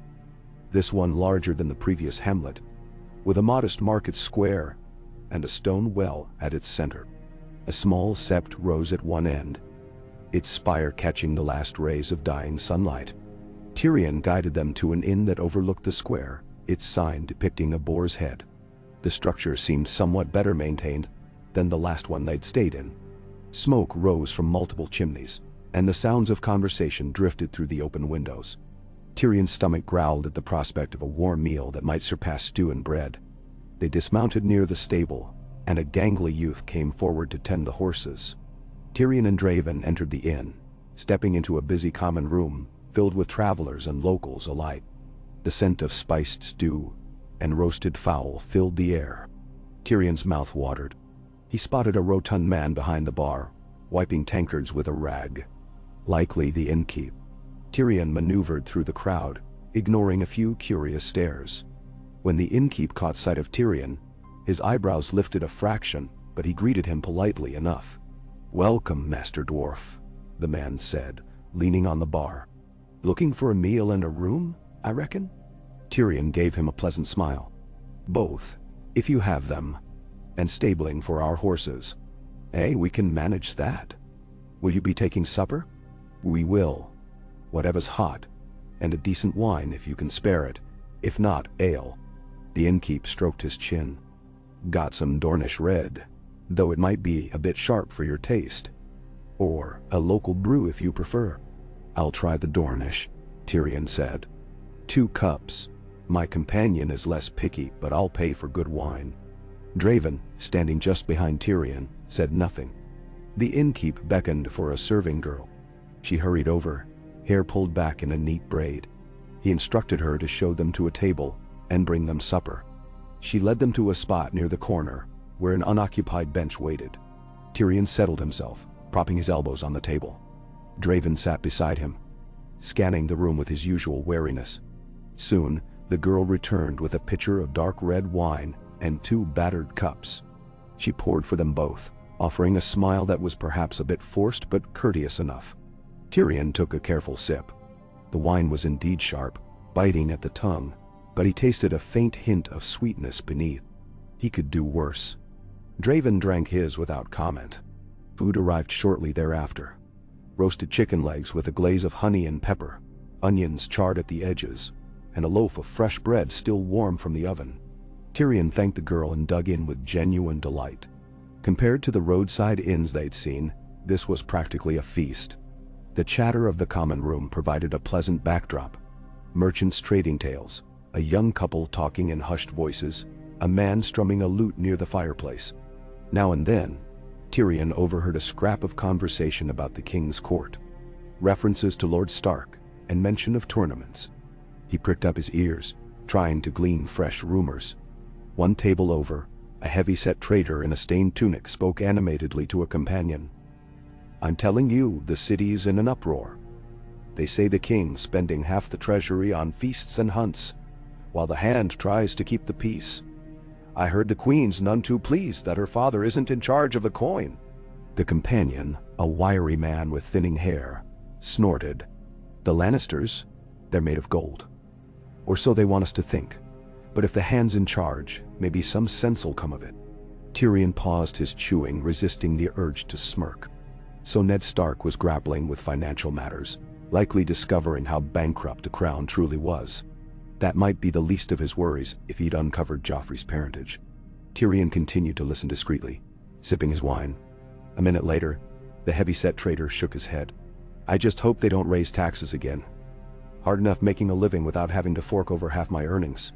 His companion shrugged. "Best to keep out of their way. If the lions and wolves want to tussle, let them. We've got goods to move." The conversation shifted to grain prices, and Tyrion lost interest. He refocused on his meal, though his thoughts simmered with fresh speculation. Clearly, the capital was awash in concerns about money, and the tension between Lannisters and Starks. Tyrion guessed the situation was precarious indeed. He finished his chicken, mopping up the last of the sauce with a chunk of bread. Draven set aside his empty plate, then refilled their cups from the pitcher. The Dornish wine was swiftly disappearing. Tyrion contemplated ordering more but decided against it. He needed a clear head. After all, who knew what the morrow would bring? The innkeep wandered over, wiping his hands on his apron. "Everything to your liking?" "Quite good," Tyrion said. "Your cook has a fine hand with spices." The innkeep chuckled. "My wife, actually. She prides herself on surprising travelers." Tyrion nodded toward the men who were chatting about the king's landing troubles. "I hear talk of unrest in the city. Anything recent?" The innkeep shrugged. "Only what travelers bring through. Seems the king's fighting boars and emptying casks, while the new hand tries to keep the realm afloat. Some folks say the queen's got her own plans. Others say the royal children are feuding among themselves. I don't pay it much mind. Too far away for the likes of me." "Nashabrawan. Wise enough," Tyrion murmured. "Better to leave the High Lords to their games, yes?" The innkeep gave a conciliatory smile. "Just so long as it doesn't raise the price of flour or scare off trade. Now, if you need anything else, just holler." With that, he moved on to tend another table.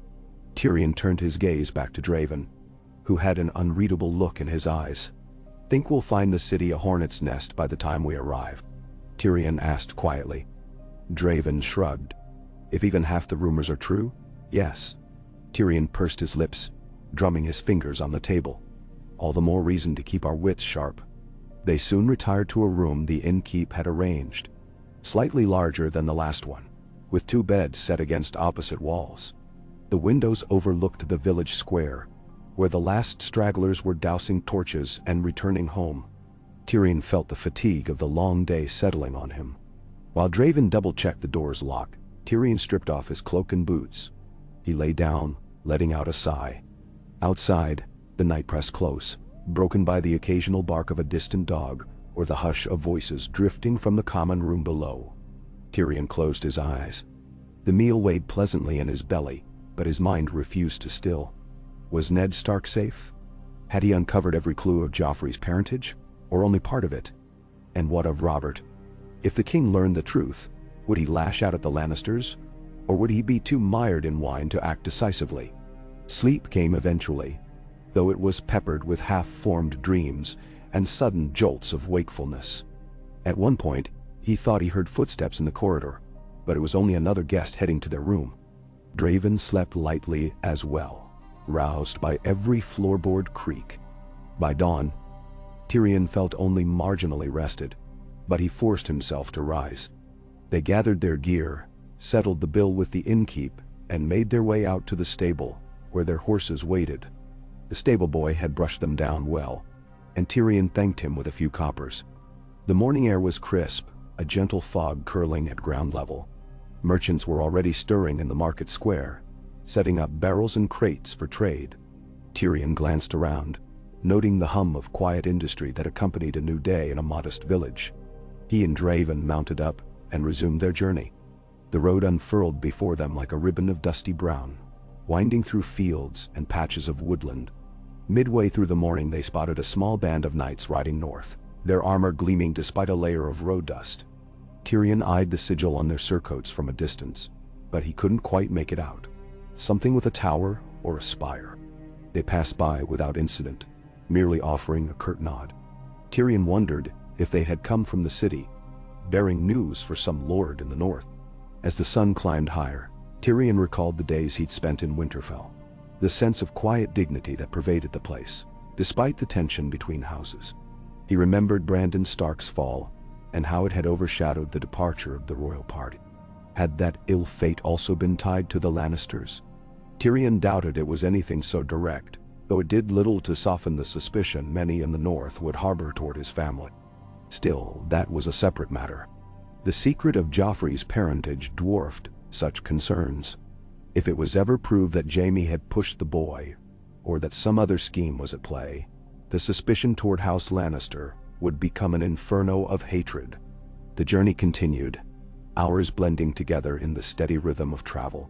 They passed old farmsteads, clusters of houses, crumbling watchtowers, and fields studded with hay bales. Occasionally they encountered a patrol of armed men bearing the banner of some minor lord, presumably policing the roads for bandits. Each time Draven kept his sword hand within easy reach, but they were not accosted. Tyrion's coin purse and Lannister name might have protected him if it came to that, though he was not eager to test it. Late in the afternoon, they crossed another river, this one spanned by a proper stone bridge carved with heraldic symbols worn by weather and time. Tyrion recognized a faint resemblance to House Dedding's, though he couldn't be certain. On the far side, the land began to rise slightly, hinting at the hill country that lay to the west of Harrenhal. The fortress itself was not yet visible, but Tyrion sensed they were drawing near. He found himself torn between the desire to press on, covering more ground before nightfall, and the wisdom of seeking shelter before the day's end. Travel after dark was always riskier. He glanced at Draven. We should decide whether to stop in the next village or push on a few more hours. Thoughts? Draven shrugged. Pushing on invites trouble if we don't find lodging. Tyrion weighed the option, scanning the sun's position. It was beginning its descent. Shadows growing longer across the countryside. We'll see what we find. If we come across a decent inn before nightfall, we'll stop. Otherwise, we might camp again. Benny?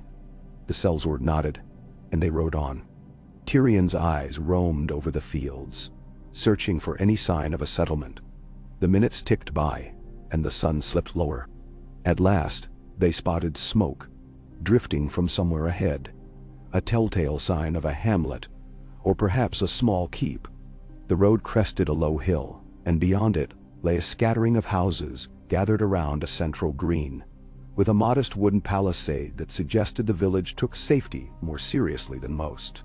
Tyrion guessed they might find some form of lodging here, though it might not be as comfortable as the Boar's Head Inn from the previous night. As they drew closer, a pair of men armed with spears stepped forward. They wore mismatched bits of leather armor, and their expressions were cautious. Tyrion raised a hand in greeting. "Well met, friends. We seek an inn or a place to rest." One guard, a tall fellow with a scar on his cheek, eyed them warily. "We ain't got much here, mostly farmers. A small alehouse, if that's what you're after." "That will suffice," Tyrion said. "We'll pay our way." The guard hesitated, glanced at Draven's sword, then seemed to shrug off whatever concern he had. He pointed down the lane. "Go on then. The alehouse is near the well, a sign with a sword painted on it." Tyrion offered a polite nod. "My thanks." They passed through the crude gate in the palisade and found themselves in the village's main lane. Chickens pecked at the dirt, and a pair of children darted between houses, giggling. The air smelled of livestock and smoke, an earthy tang that reminded Tyrion of simpler places he'd visited. The alehouse was not difficult to spot. A weathered sign depicted a rough outline of a sword. Tyrion could not help but smile wryly at the name. He and Draven dismounted and secured the horses to a post outside. Inside, the alehouse was small and dim, with a scattering of rough-hewn tables and a short bar. A single lantern hung from a beam, providing the only light aside from the dying glow of a small fireplace. A barrel-chested man in a stained apron looked up from wiping a table when they entered. He gave them a suspicious once-over, then straightened. "Evening," he said. "Need a drink?" Tyrion stepped forward, adjusting his cloak. "We're travelers. We hope to find a bed for the night and something to fill our bellies. If you have space." The man grunted. "We loft upstairs. Usually store grain, but there's room enough for a bedroll. No separate rooms. Food. We've got bread and stew. Ale's 2 coppers a cup." Tyrion considered the bleak offerings. He was weary and wanted a real bed, but it seemed this place had nothing better. Still, it was preferable to another night on the cold ground. "We'll take the loft. 2 bowls of stew, please, and your ale, if it's halfway drinkable." "Now." The man gave a curt nod, gesturing for them to sit. "Stables out back if you want to tie up your horses under a roof. No groom, though." Draven stood by the door while Tyrion scoped the cramped interior.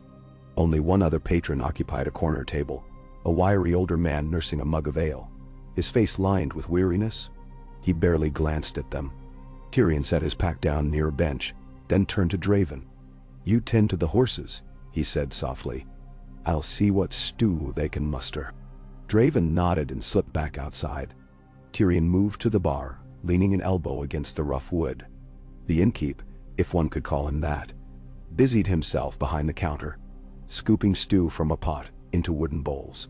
The smell was not altogether unpleasant, though it lacked the rich spices Tyrion had grown used to.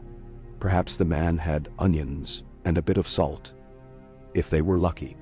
Spoons rattled against the bowls as the innkeep slid them across the counter. "You pay now or after?" Tyrion fished out a few coins from his purse. "Now," he said, placing them on the counter. He counted out enough to cover the stew, ale, and a bit extra to ensure they wouldn't be disturbed. "This for the night in your loft as well." The man scooped up the coins with a quick hand, eyes flicking over them. "Fair enough. Grab a seat." Tyrion nodded, carefully lifting the bowls. He carried them to a table near the wall, then stepped behind the bar to collect 2 chipped mugs of ale, after exchanging a glance with the innkeep.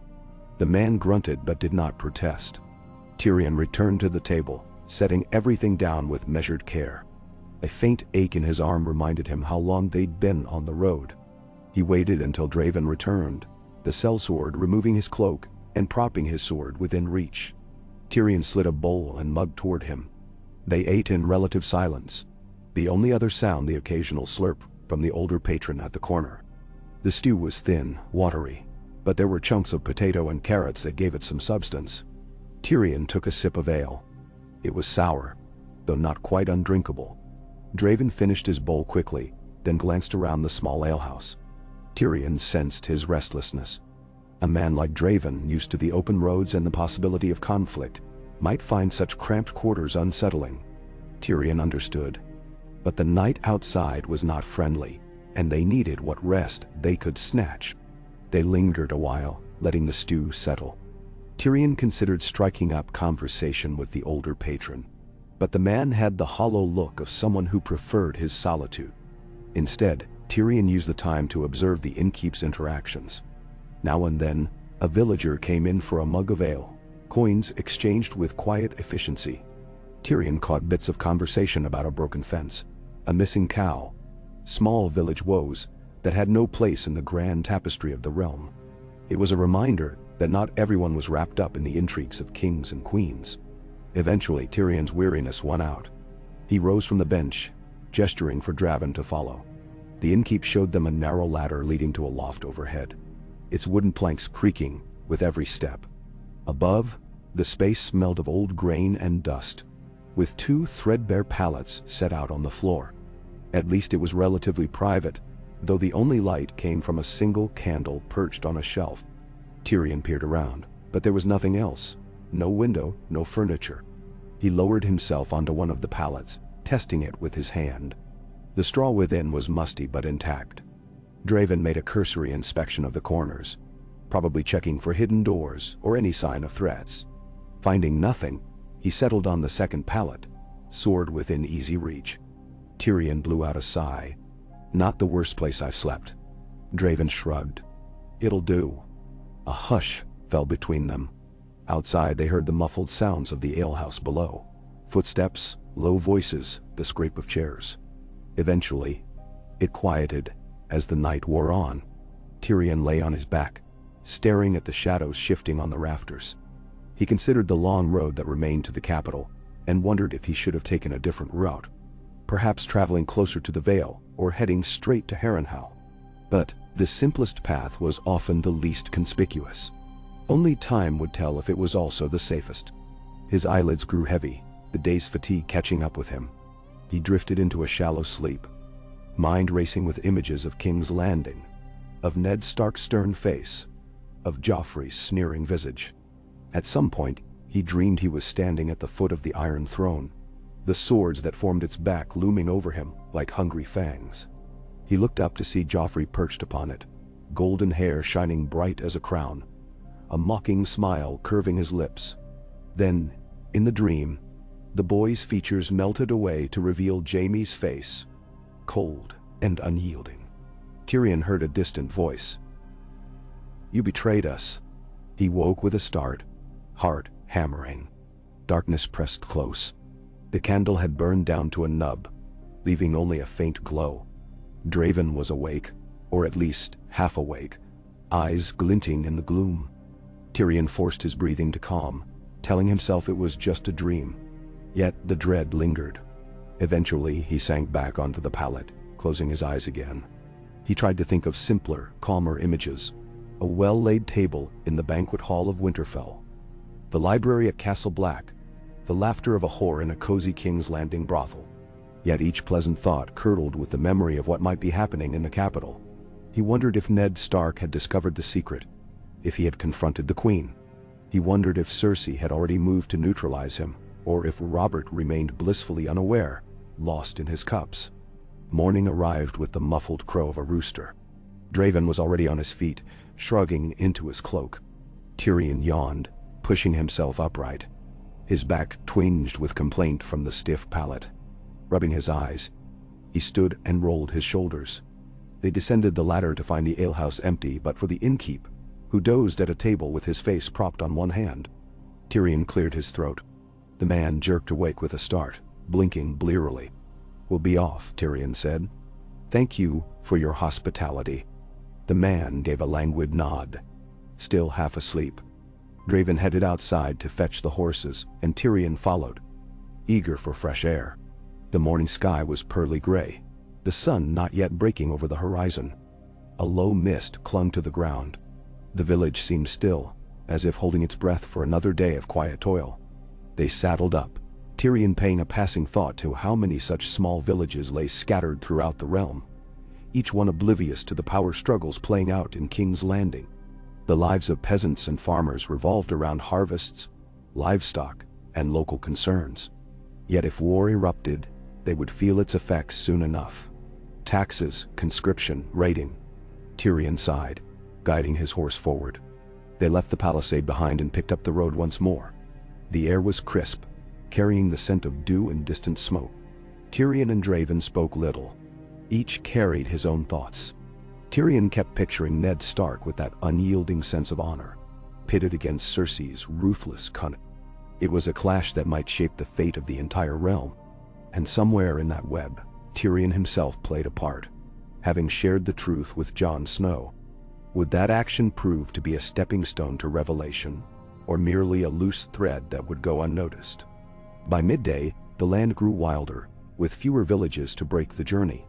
Trees clustered in thick groves, and the road wound around boggy patches that glimmered with standing water. Harrenhal loomed to the west, though Tyrion could not yet see it. He felt a certain prickling on the back of his neck, as if the cursed fortress cast an invisible shadow across the land. Every so often he caught glimpses of towers rising in the distance, half shrouded by haze. He recalled stories of the place, how Aegon's dragons had burned it, how the stone had cracked from the heat, turning the massive towers into blackened husks. Lords who held Harrenhal always seemed to meet ruin, one way or another. Tyrion had never been superstitious, but he found himself eager to skirt its edges rather than linger inside its walls. Perhaps he would stop briefly for news, but not to tarry. They pressed on, and in late afternoon, a fork in the road presented itself. One way led directly toward Harrenhal, while the other veered southeast. Tyrion paused, considering. The direct path might allow him to gather intelligence from the garrison there, if it were occupied. But that meant risking a night in the haunted halls or dealing with whatever petty lord claimed it. The alternative path would take longer to reach King's Landing. He weighed the options carefully. Draven spoke up, voice low. If we go to Harrenhal, we'll find shelter, but we might find trouble too. Tyrion studied the jagged silhouette in the distance. He could see the faint outlines of those melted towers rising against the sky, a monument to ruin. True enough, yet the other road is longer, and I'm tired of stale bread and watery stew. Draven gazed at the fortress with narrowed eyes. Your choice. I'll guard you either way. Tyrion let out a sigh. Let's see if Harrenhal will host us without incident. Then we can push on to the capital. I wouldn't mind hearing what the local lord or castellan knows of the current state of affairs. They took the road toward the fortress, the sun sinking lower with each mile. As they drew nearer, Tyrion could make out the colossal curtain walls, black and cracked, rising like the bones of a dead giant. The size of Harrenhal never failed to amaze travelers. It had been built to be the greatest castle in Westeros, and in some ways it was.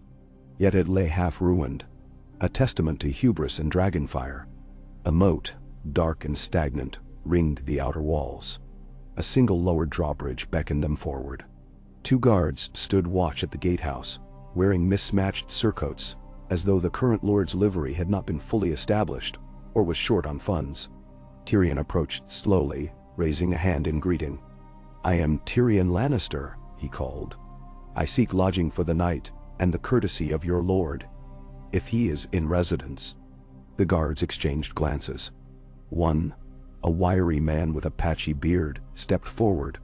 Lord Kell. The castellan is inside. Lord Petyr Baelish is the official holder, but he's seldom here. I suppose you can enter. Dentor. Tyrion raised an eyebrow at that name. Petyr Baelish, known as Littlefinger, was rumored to have received Harrenhal from the crown. Tyrion had not known it was official. Regardless, Baelish was often at court, not holed up in a ruin. This might mean the castle was being managed by someone in his stead. Tyrion nodded his thanks, and the guards waved them in. They crossed the drawbridge, the planks echoing hollowly. Within the walls, the vastness of Harrenhal spread before them. Massive courtyards, towering keeps of charred stone, and entire wings that looked abandoned. Dozens of men and women moved about, some clad in rough-spun garments. Tyrion guessed many were small folk assigned to maintain the grounds, or perhaps hired by the castellan to keep this place from collapsing altogether. A stable hand emerged, eyes flicking with surprise at the sight of a dwarf in fine Lannister attire. Tyrion handed off the horse's reins, instructing the lad to ensure the beast was well tended. Draven dismounted, scanning the open courtyard. The air smelled of damp stone and faint decay, as though centuries of ghost stories clung to the walls. A man in drab clothing approached, bowing stiffly. My Lord Lannister, I am Roland, steward to the castellan. May I help you?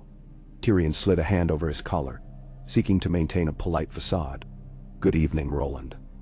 My companion and I request accommodation for the night. Also, I'd appreciate any news you might share of the realm." Roland inclined his head. "We'll see you settled in a chamber that's still habitable. Please follow me, my lord." "Then?" Tyrion and Draven followed the steward across the vast courtyard, passing beneath tall windows that gazed blindly at the gloom. One tower loomed above them, its top half melted into a grotesque shape. Tyrion felt a prickle of unease. This castle, once the pinnacle of ambition, now served as a stark reminder of fate's cruelties. They entered an inner keep through a heavy wooden door. The corridors were drafty, lit by sparse torches. Roland led them up a spiral staircase that felt far too large, the steps echoing with each footfall. At last, they reached a landing where a row of doors lined the hall. Roland opened one, revealing a room furnished with a canopy bed, a small table, and a fireplace. The bed's hangings were moth-eaten, but it was better than many lodgings Tyrion had endured on the road. Roland gestured inside. "Please make yourself comfortable. I'll have servants bring food and drink." Tyrion inclined his head. "My thanks." He glanced around. "Is the Castellan available?" Roland hesitated. "He's occupied at the moment, but I'll inform him of your arrival." Tyrion gave a polite smile. "Excellent." The steward withdrew, leaving them alone. Draven immediately checked the chamber's corners, the fireplace, and even the tapestries that hung in tatters, as if expecting hidden intruders. Tyrion moved to the bed, testing it with a push of his hand. The mattress sagged, but did not collapse. He rapped a knuckle on the stone windowsill, peering outside. Through the warped glass, he could see a portion of the courtyard and the outer wall.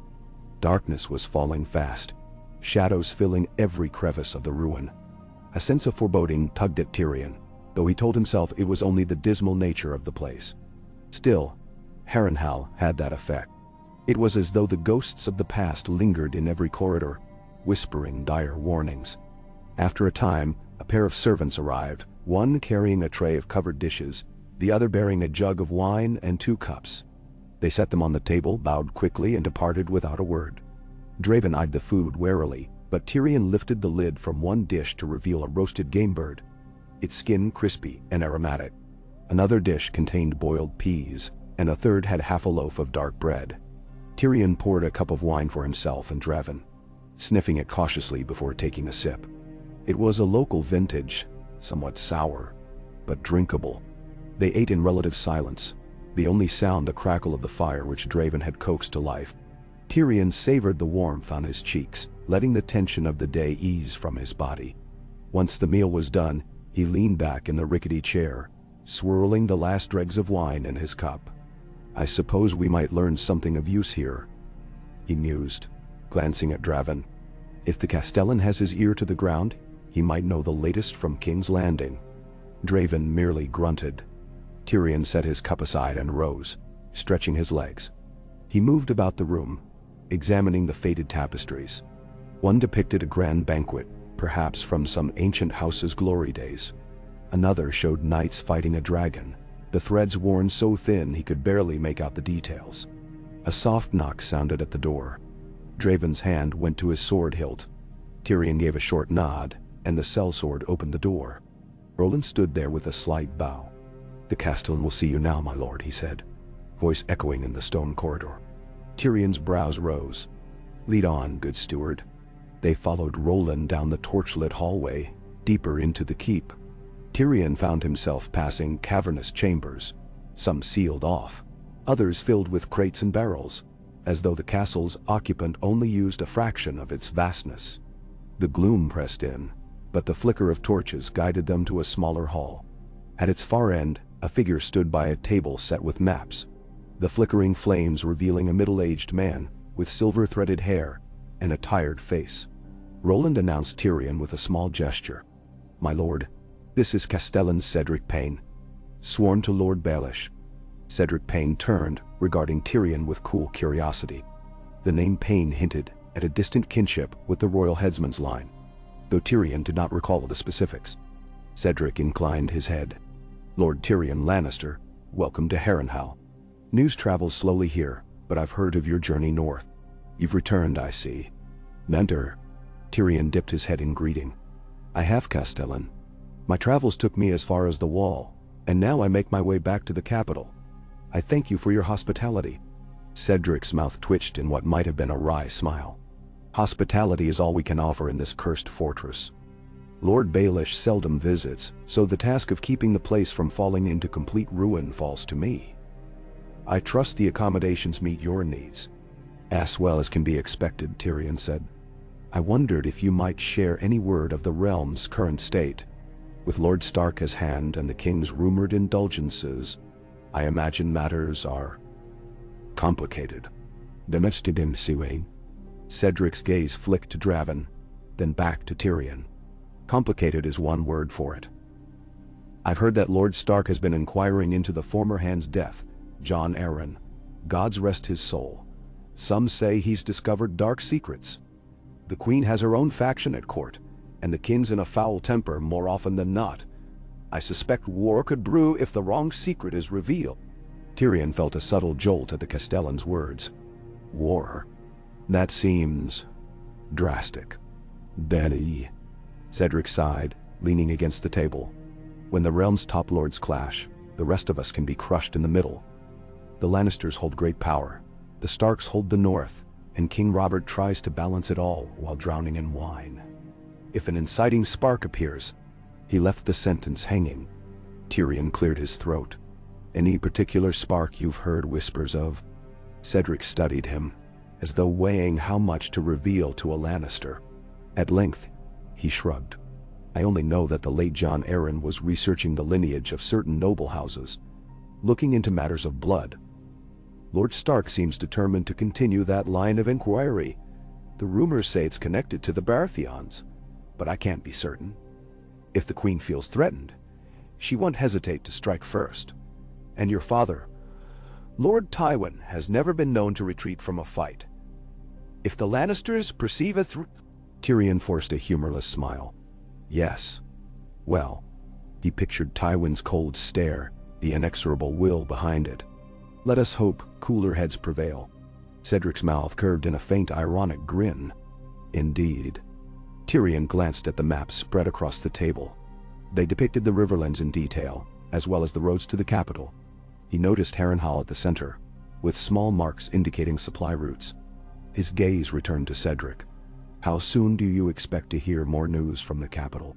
Cedric shook his head. We rely on ravens, but the crow cages have been in disrepair. We get sporadic messages at best.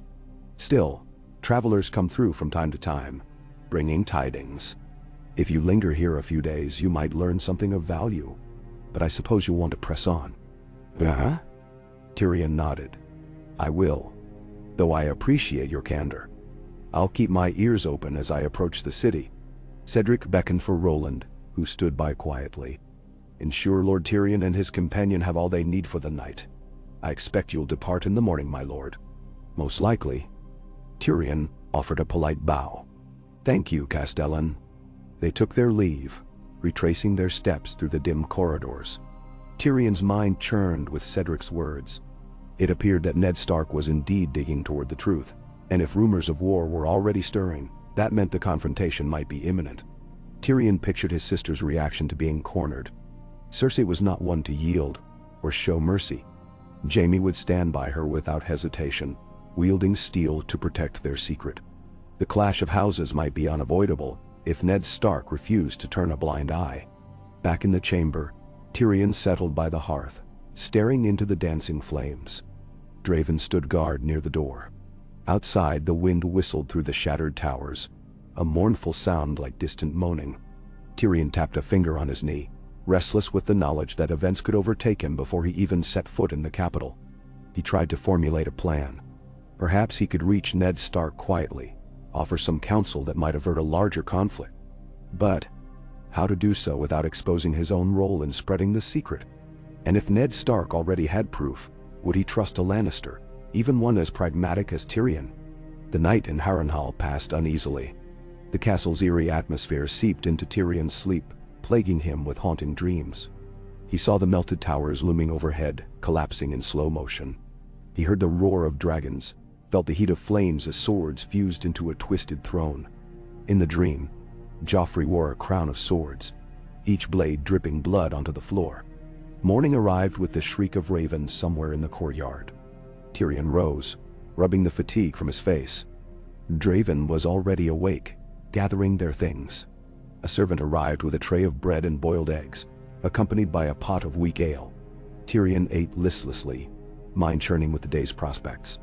By the time they descended to the courtyard, the sun was up, casting long shadows across the pitted stones. Cedric Payne stood by a stable hand, speaking in low tones. When he spotted Tyrion, he offered a polite nod. "Safe travels," he said.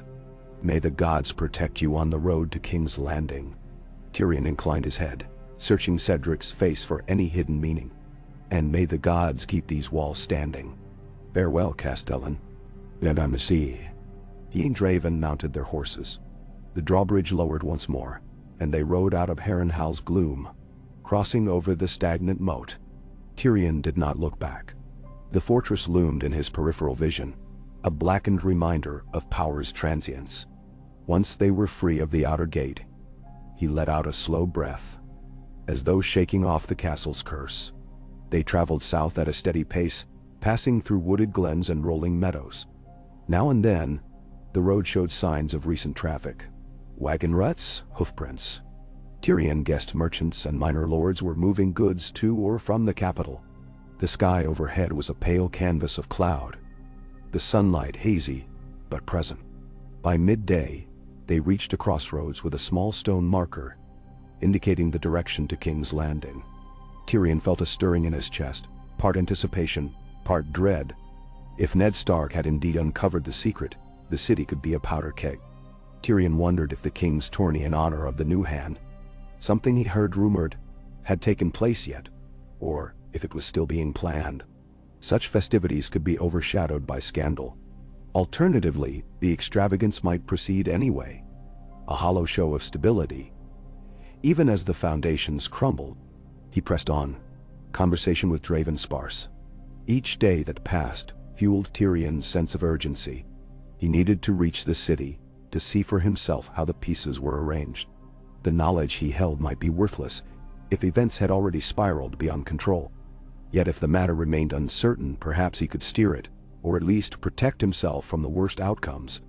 At dusk, they stopped at a roadside inn that was better than most, with a sturdy stable and a decent crowd of travelers. Tyrion overheard talk of the capital.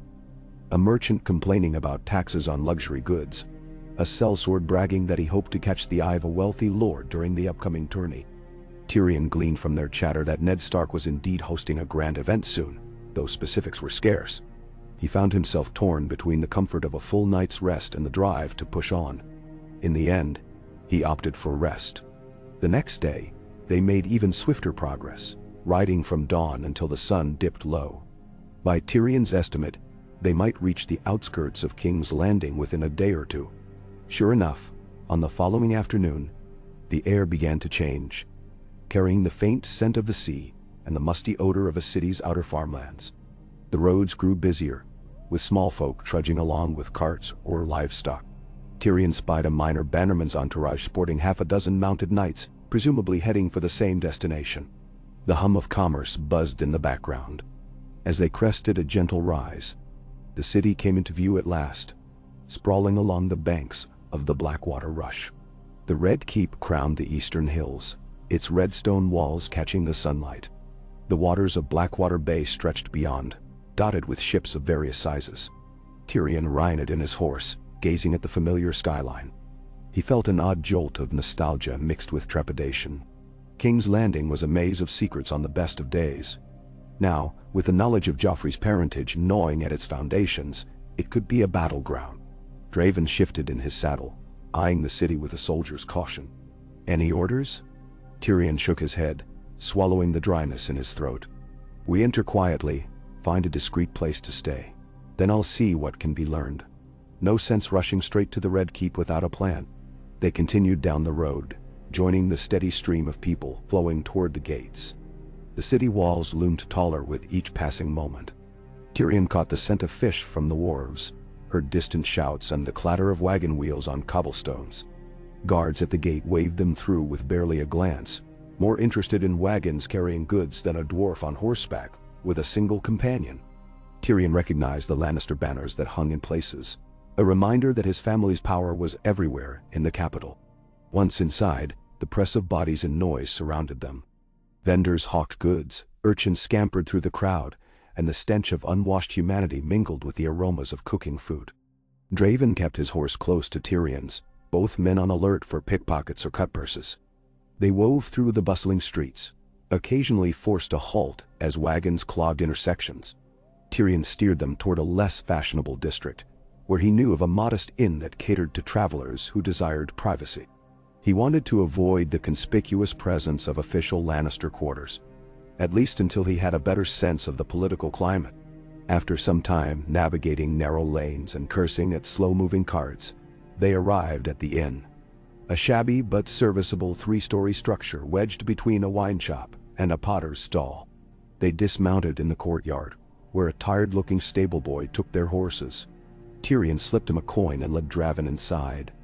The common room was sparse, a few tables occupied by nondescript travelers. The innkeeper, a balding man with a perpetual squint, recognized Tyrion with mild surprise but asked no questions. Tyrion requested a private room on the second floor, which the innkeeper provided for a few silver stags. Once they were settled in a cramped chamber overlooking the street, Tyrion sank onto a wooden chair and let out a breath he felt had been holding for weeks. He was home, after a fashion, and yet the city no longer felt quite welcoming. It felt like a nest of watchers, each waiting to see who would strike first. Draven dropped his pack by the bed, crossing his arms as he looked to Tyrion for instruction. "We'll rest a bit," Tyrion said, loosening the ties of his cloak. "Then I'll go out and see what talk is on the streets, perhaps visit a brothel or two. There's no better place to hear rumors." Draven gave a half-smile. "I'll accompany you if you wish." Tyrion waved a hand. "Stay here. I'll move more discreetly alone. Enjoy a drink downstairs if you like, but keep your wits about you. I'll be back before long." "Nah." He changed into simpler attire. Dark breeches and a plain tunic, a hooded cloak that concealed his finer garments.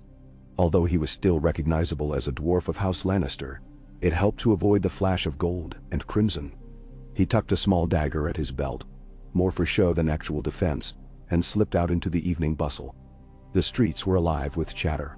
People spoke of the upcoming tourney, of the king's latest hunting excursion, of the rising price of bread. Tyrion's ears pricked at any mention of the Queen or Lord Stark. Whispers told of tension in the Red Keep, of the king's frustration with his hand's stern ways, of the Queen hosting private gatherings for her supporters. Some said the Hand was investigating treasonous rumors, others claimed he was too honest for his own good. Tyrion sidled up to a wine seller's stall, buying a cheap cup of red.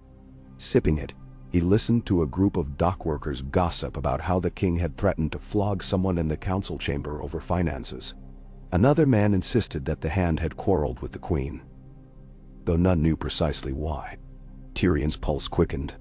He wondered if that quarrel had anything to do with the secret. Night descended fully, torches and lanterns blooming to life in the city's many districts. Tyrion navigated the twisting alleys until he reached a modest brothel near the Street of Silk. He knew the madam there.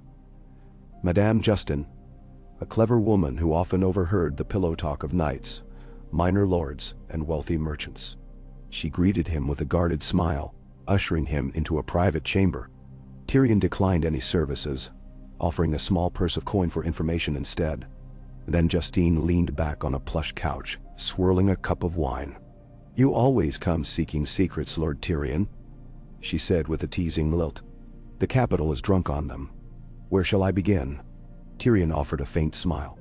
"What whispers about the Queen and the Hand?" She pursed her lips. "Many. All right. Some say the Hand pries into the past, sniffing around records of birth and lineage. There's talk that the Queen grows alarmed, that she's pressured the king to rein him in. The king, for his part, seems more annoyed at the expense of the tourney than at the Hand's snooping. But I've heard rumors that the Queen's brother, the Kingslayer, has been seen prowling the keep at odd hours, as if anticipating trouble." "Nana?" Tyrion's stomach knotted. "Have you heard if the Hand has discovered something?" Specific? Madame Justine shrugged, her dress rustling. Not certain. But I know a few nights ago, men loyal to the Hand left the castle in haste, carrying sealed letters. Rumor says they were seeking answers in the city's archives, or perhaps searching for a bastard. There's also talk that the Hand has visited a certain armorer who fathered several children. Could be nothing. Could be everything. Benderi Nishtar. Tyrion feigned casual interest. A bastard? The king's? She spread her hands in a gesture of ignorance. The king has many, does he not? Yet if the Hand is chasing that trail, the queen might fear he'll notice something amiss with the royal line. Tyrion's throat felt dry. He forced a chuckle. You spin quite a tale. Madame Justine narrowed her eyes. You know how this city works. If a rumor is repeated often enough, it might be true. Or it might be a trap. Tread carefully. Tyrion nodded, slipping her another coin. He took his leave, weaving through the perfumed corridors of the brothel. Outside, the night air felt cooler against his flushed cheeks. He realized he was sweating, a symptom of his racing mind. Ned Stark was indeed following the clues, and if he was searching the city for Robert's bastards, he might have already concluded that Joffrey was not one of them. Tyrion pulled his hood low, heading back toward the inn. He kept a watchful eye, conscious that the queen had spies everywhere. Now more than ever, he needed to remain unseen until he decided how best to insert himself into this unfolding drama. Reaching the inn, he slipped in through the back door, ascending the stairs to the cramped chamber. Draven was awake, perched by the window, scanning the streets below. Tyrion removed his cloak with a weary sigh. The city's abuzz with rumors. Ned Stark might be close to the truth about Joffrey. Draven looked at him impassively. Then what now? Tyrion settled on the chair, leaning forward with elbows on his knees. I'm not sure.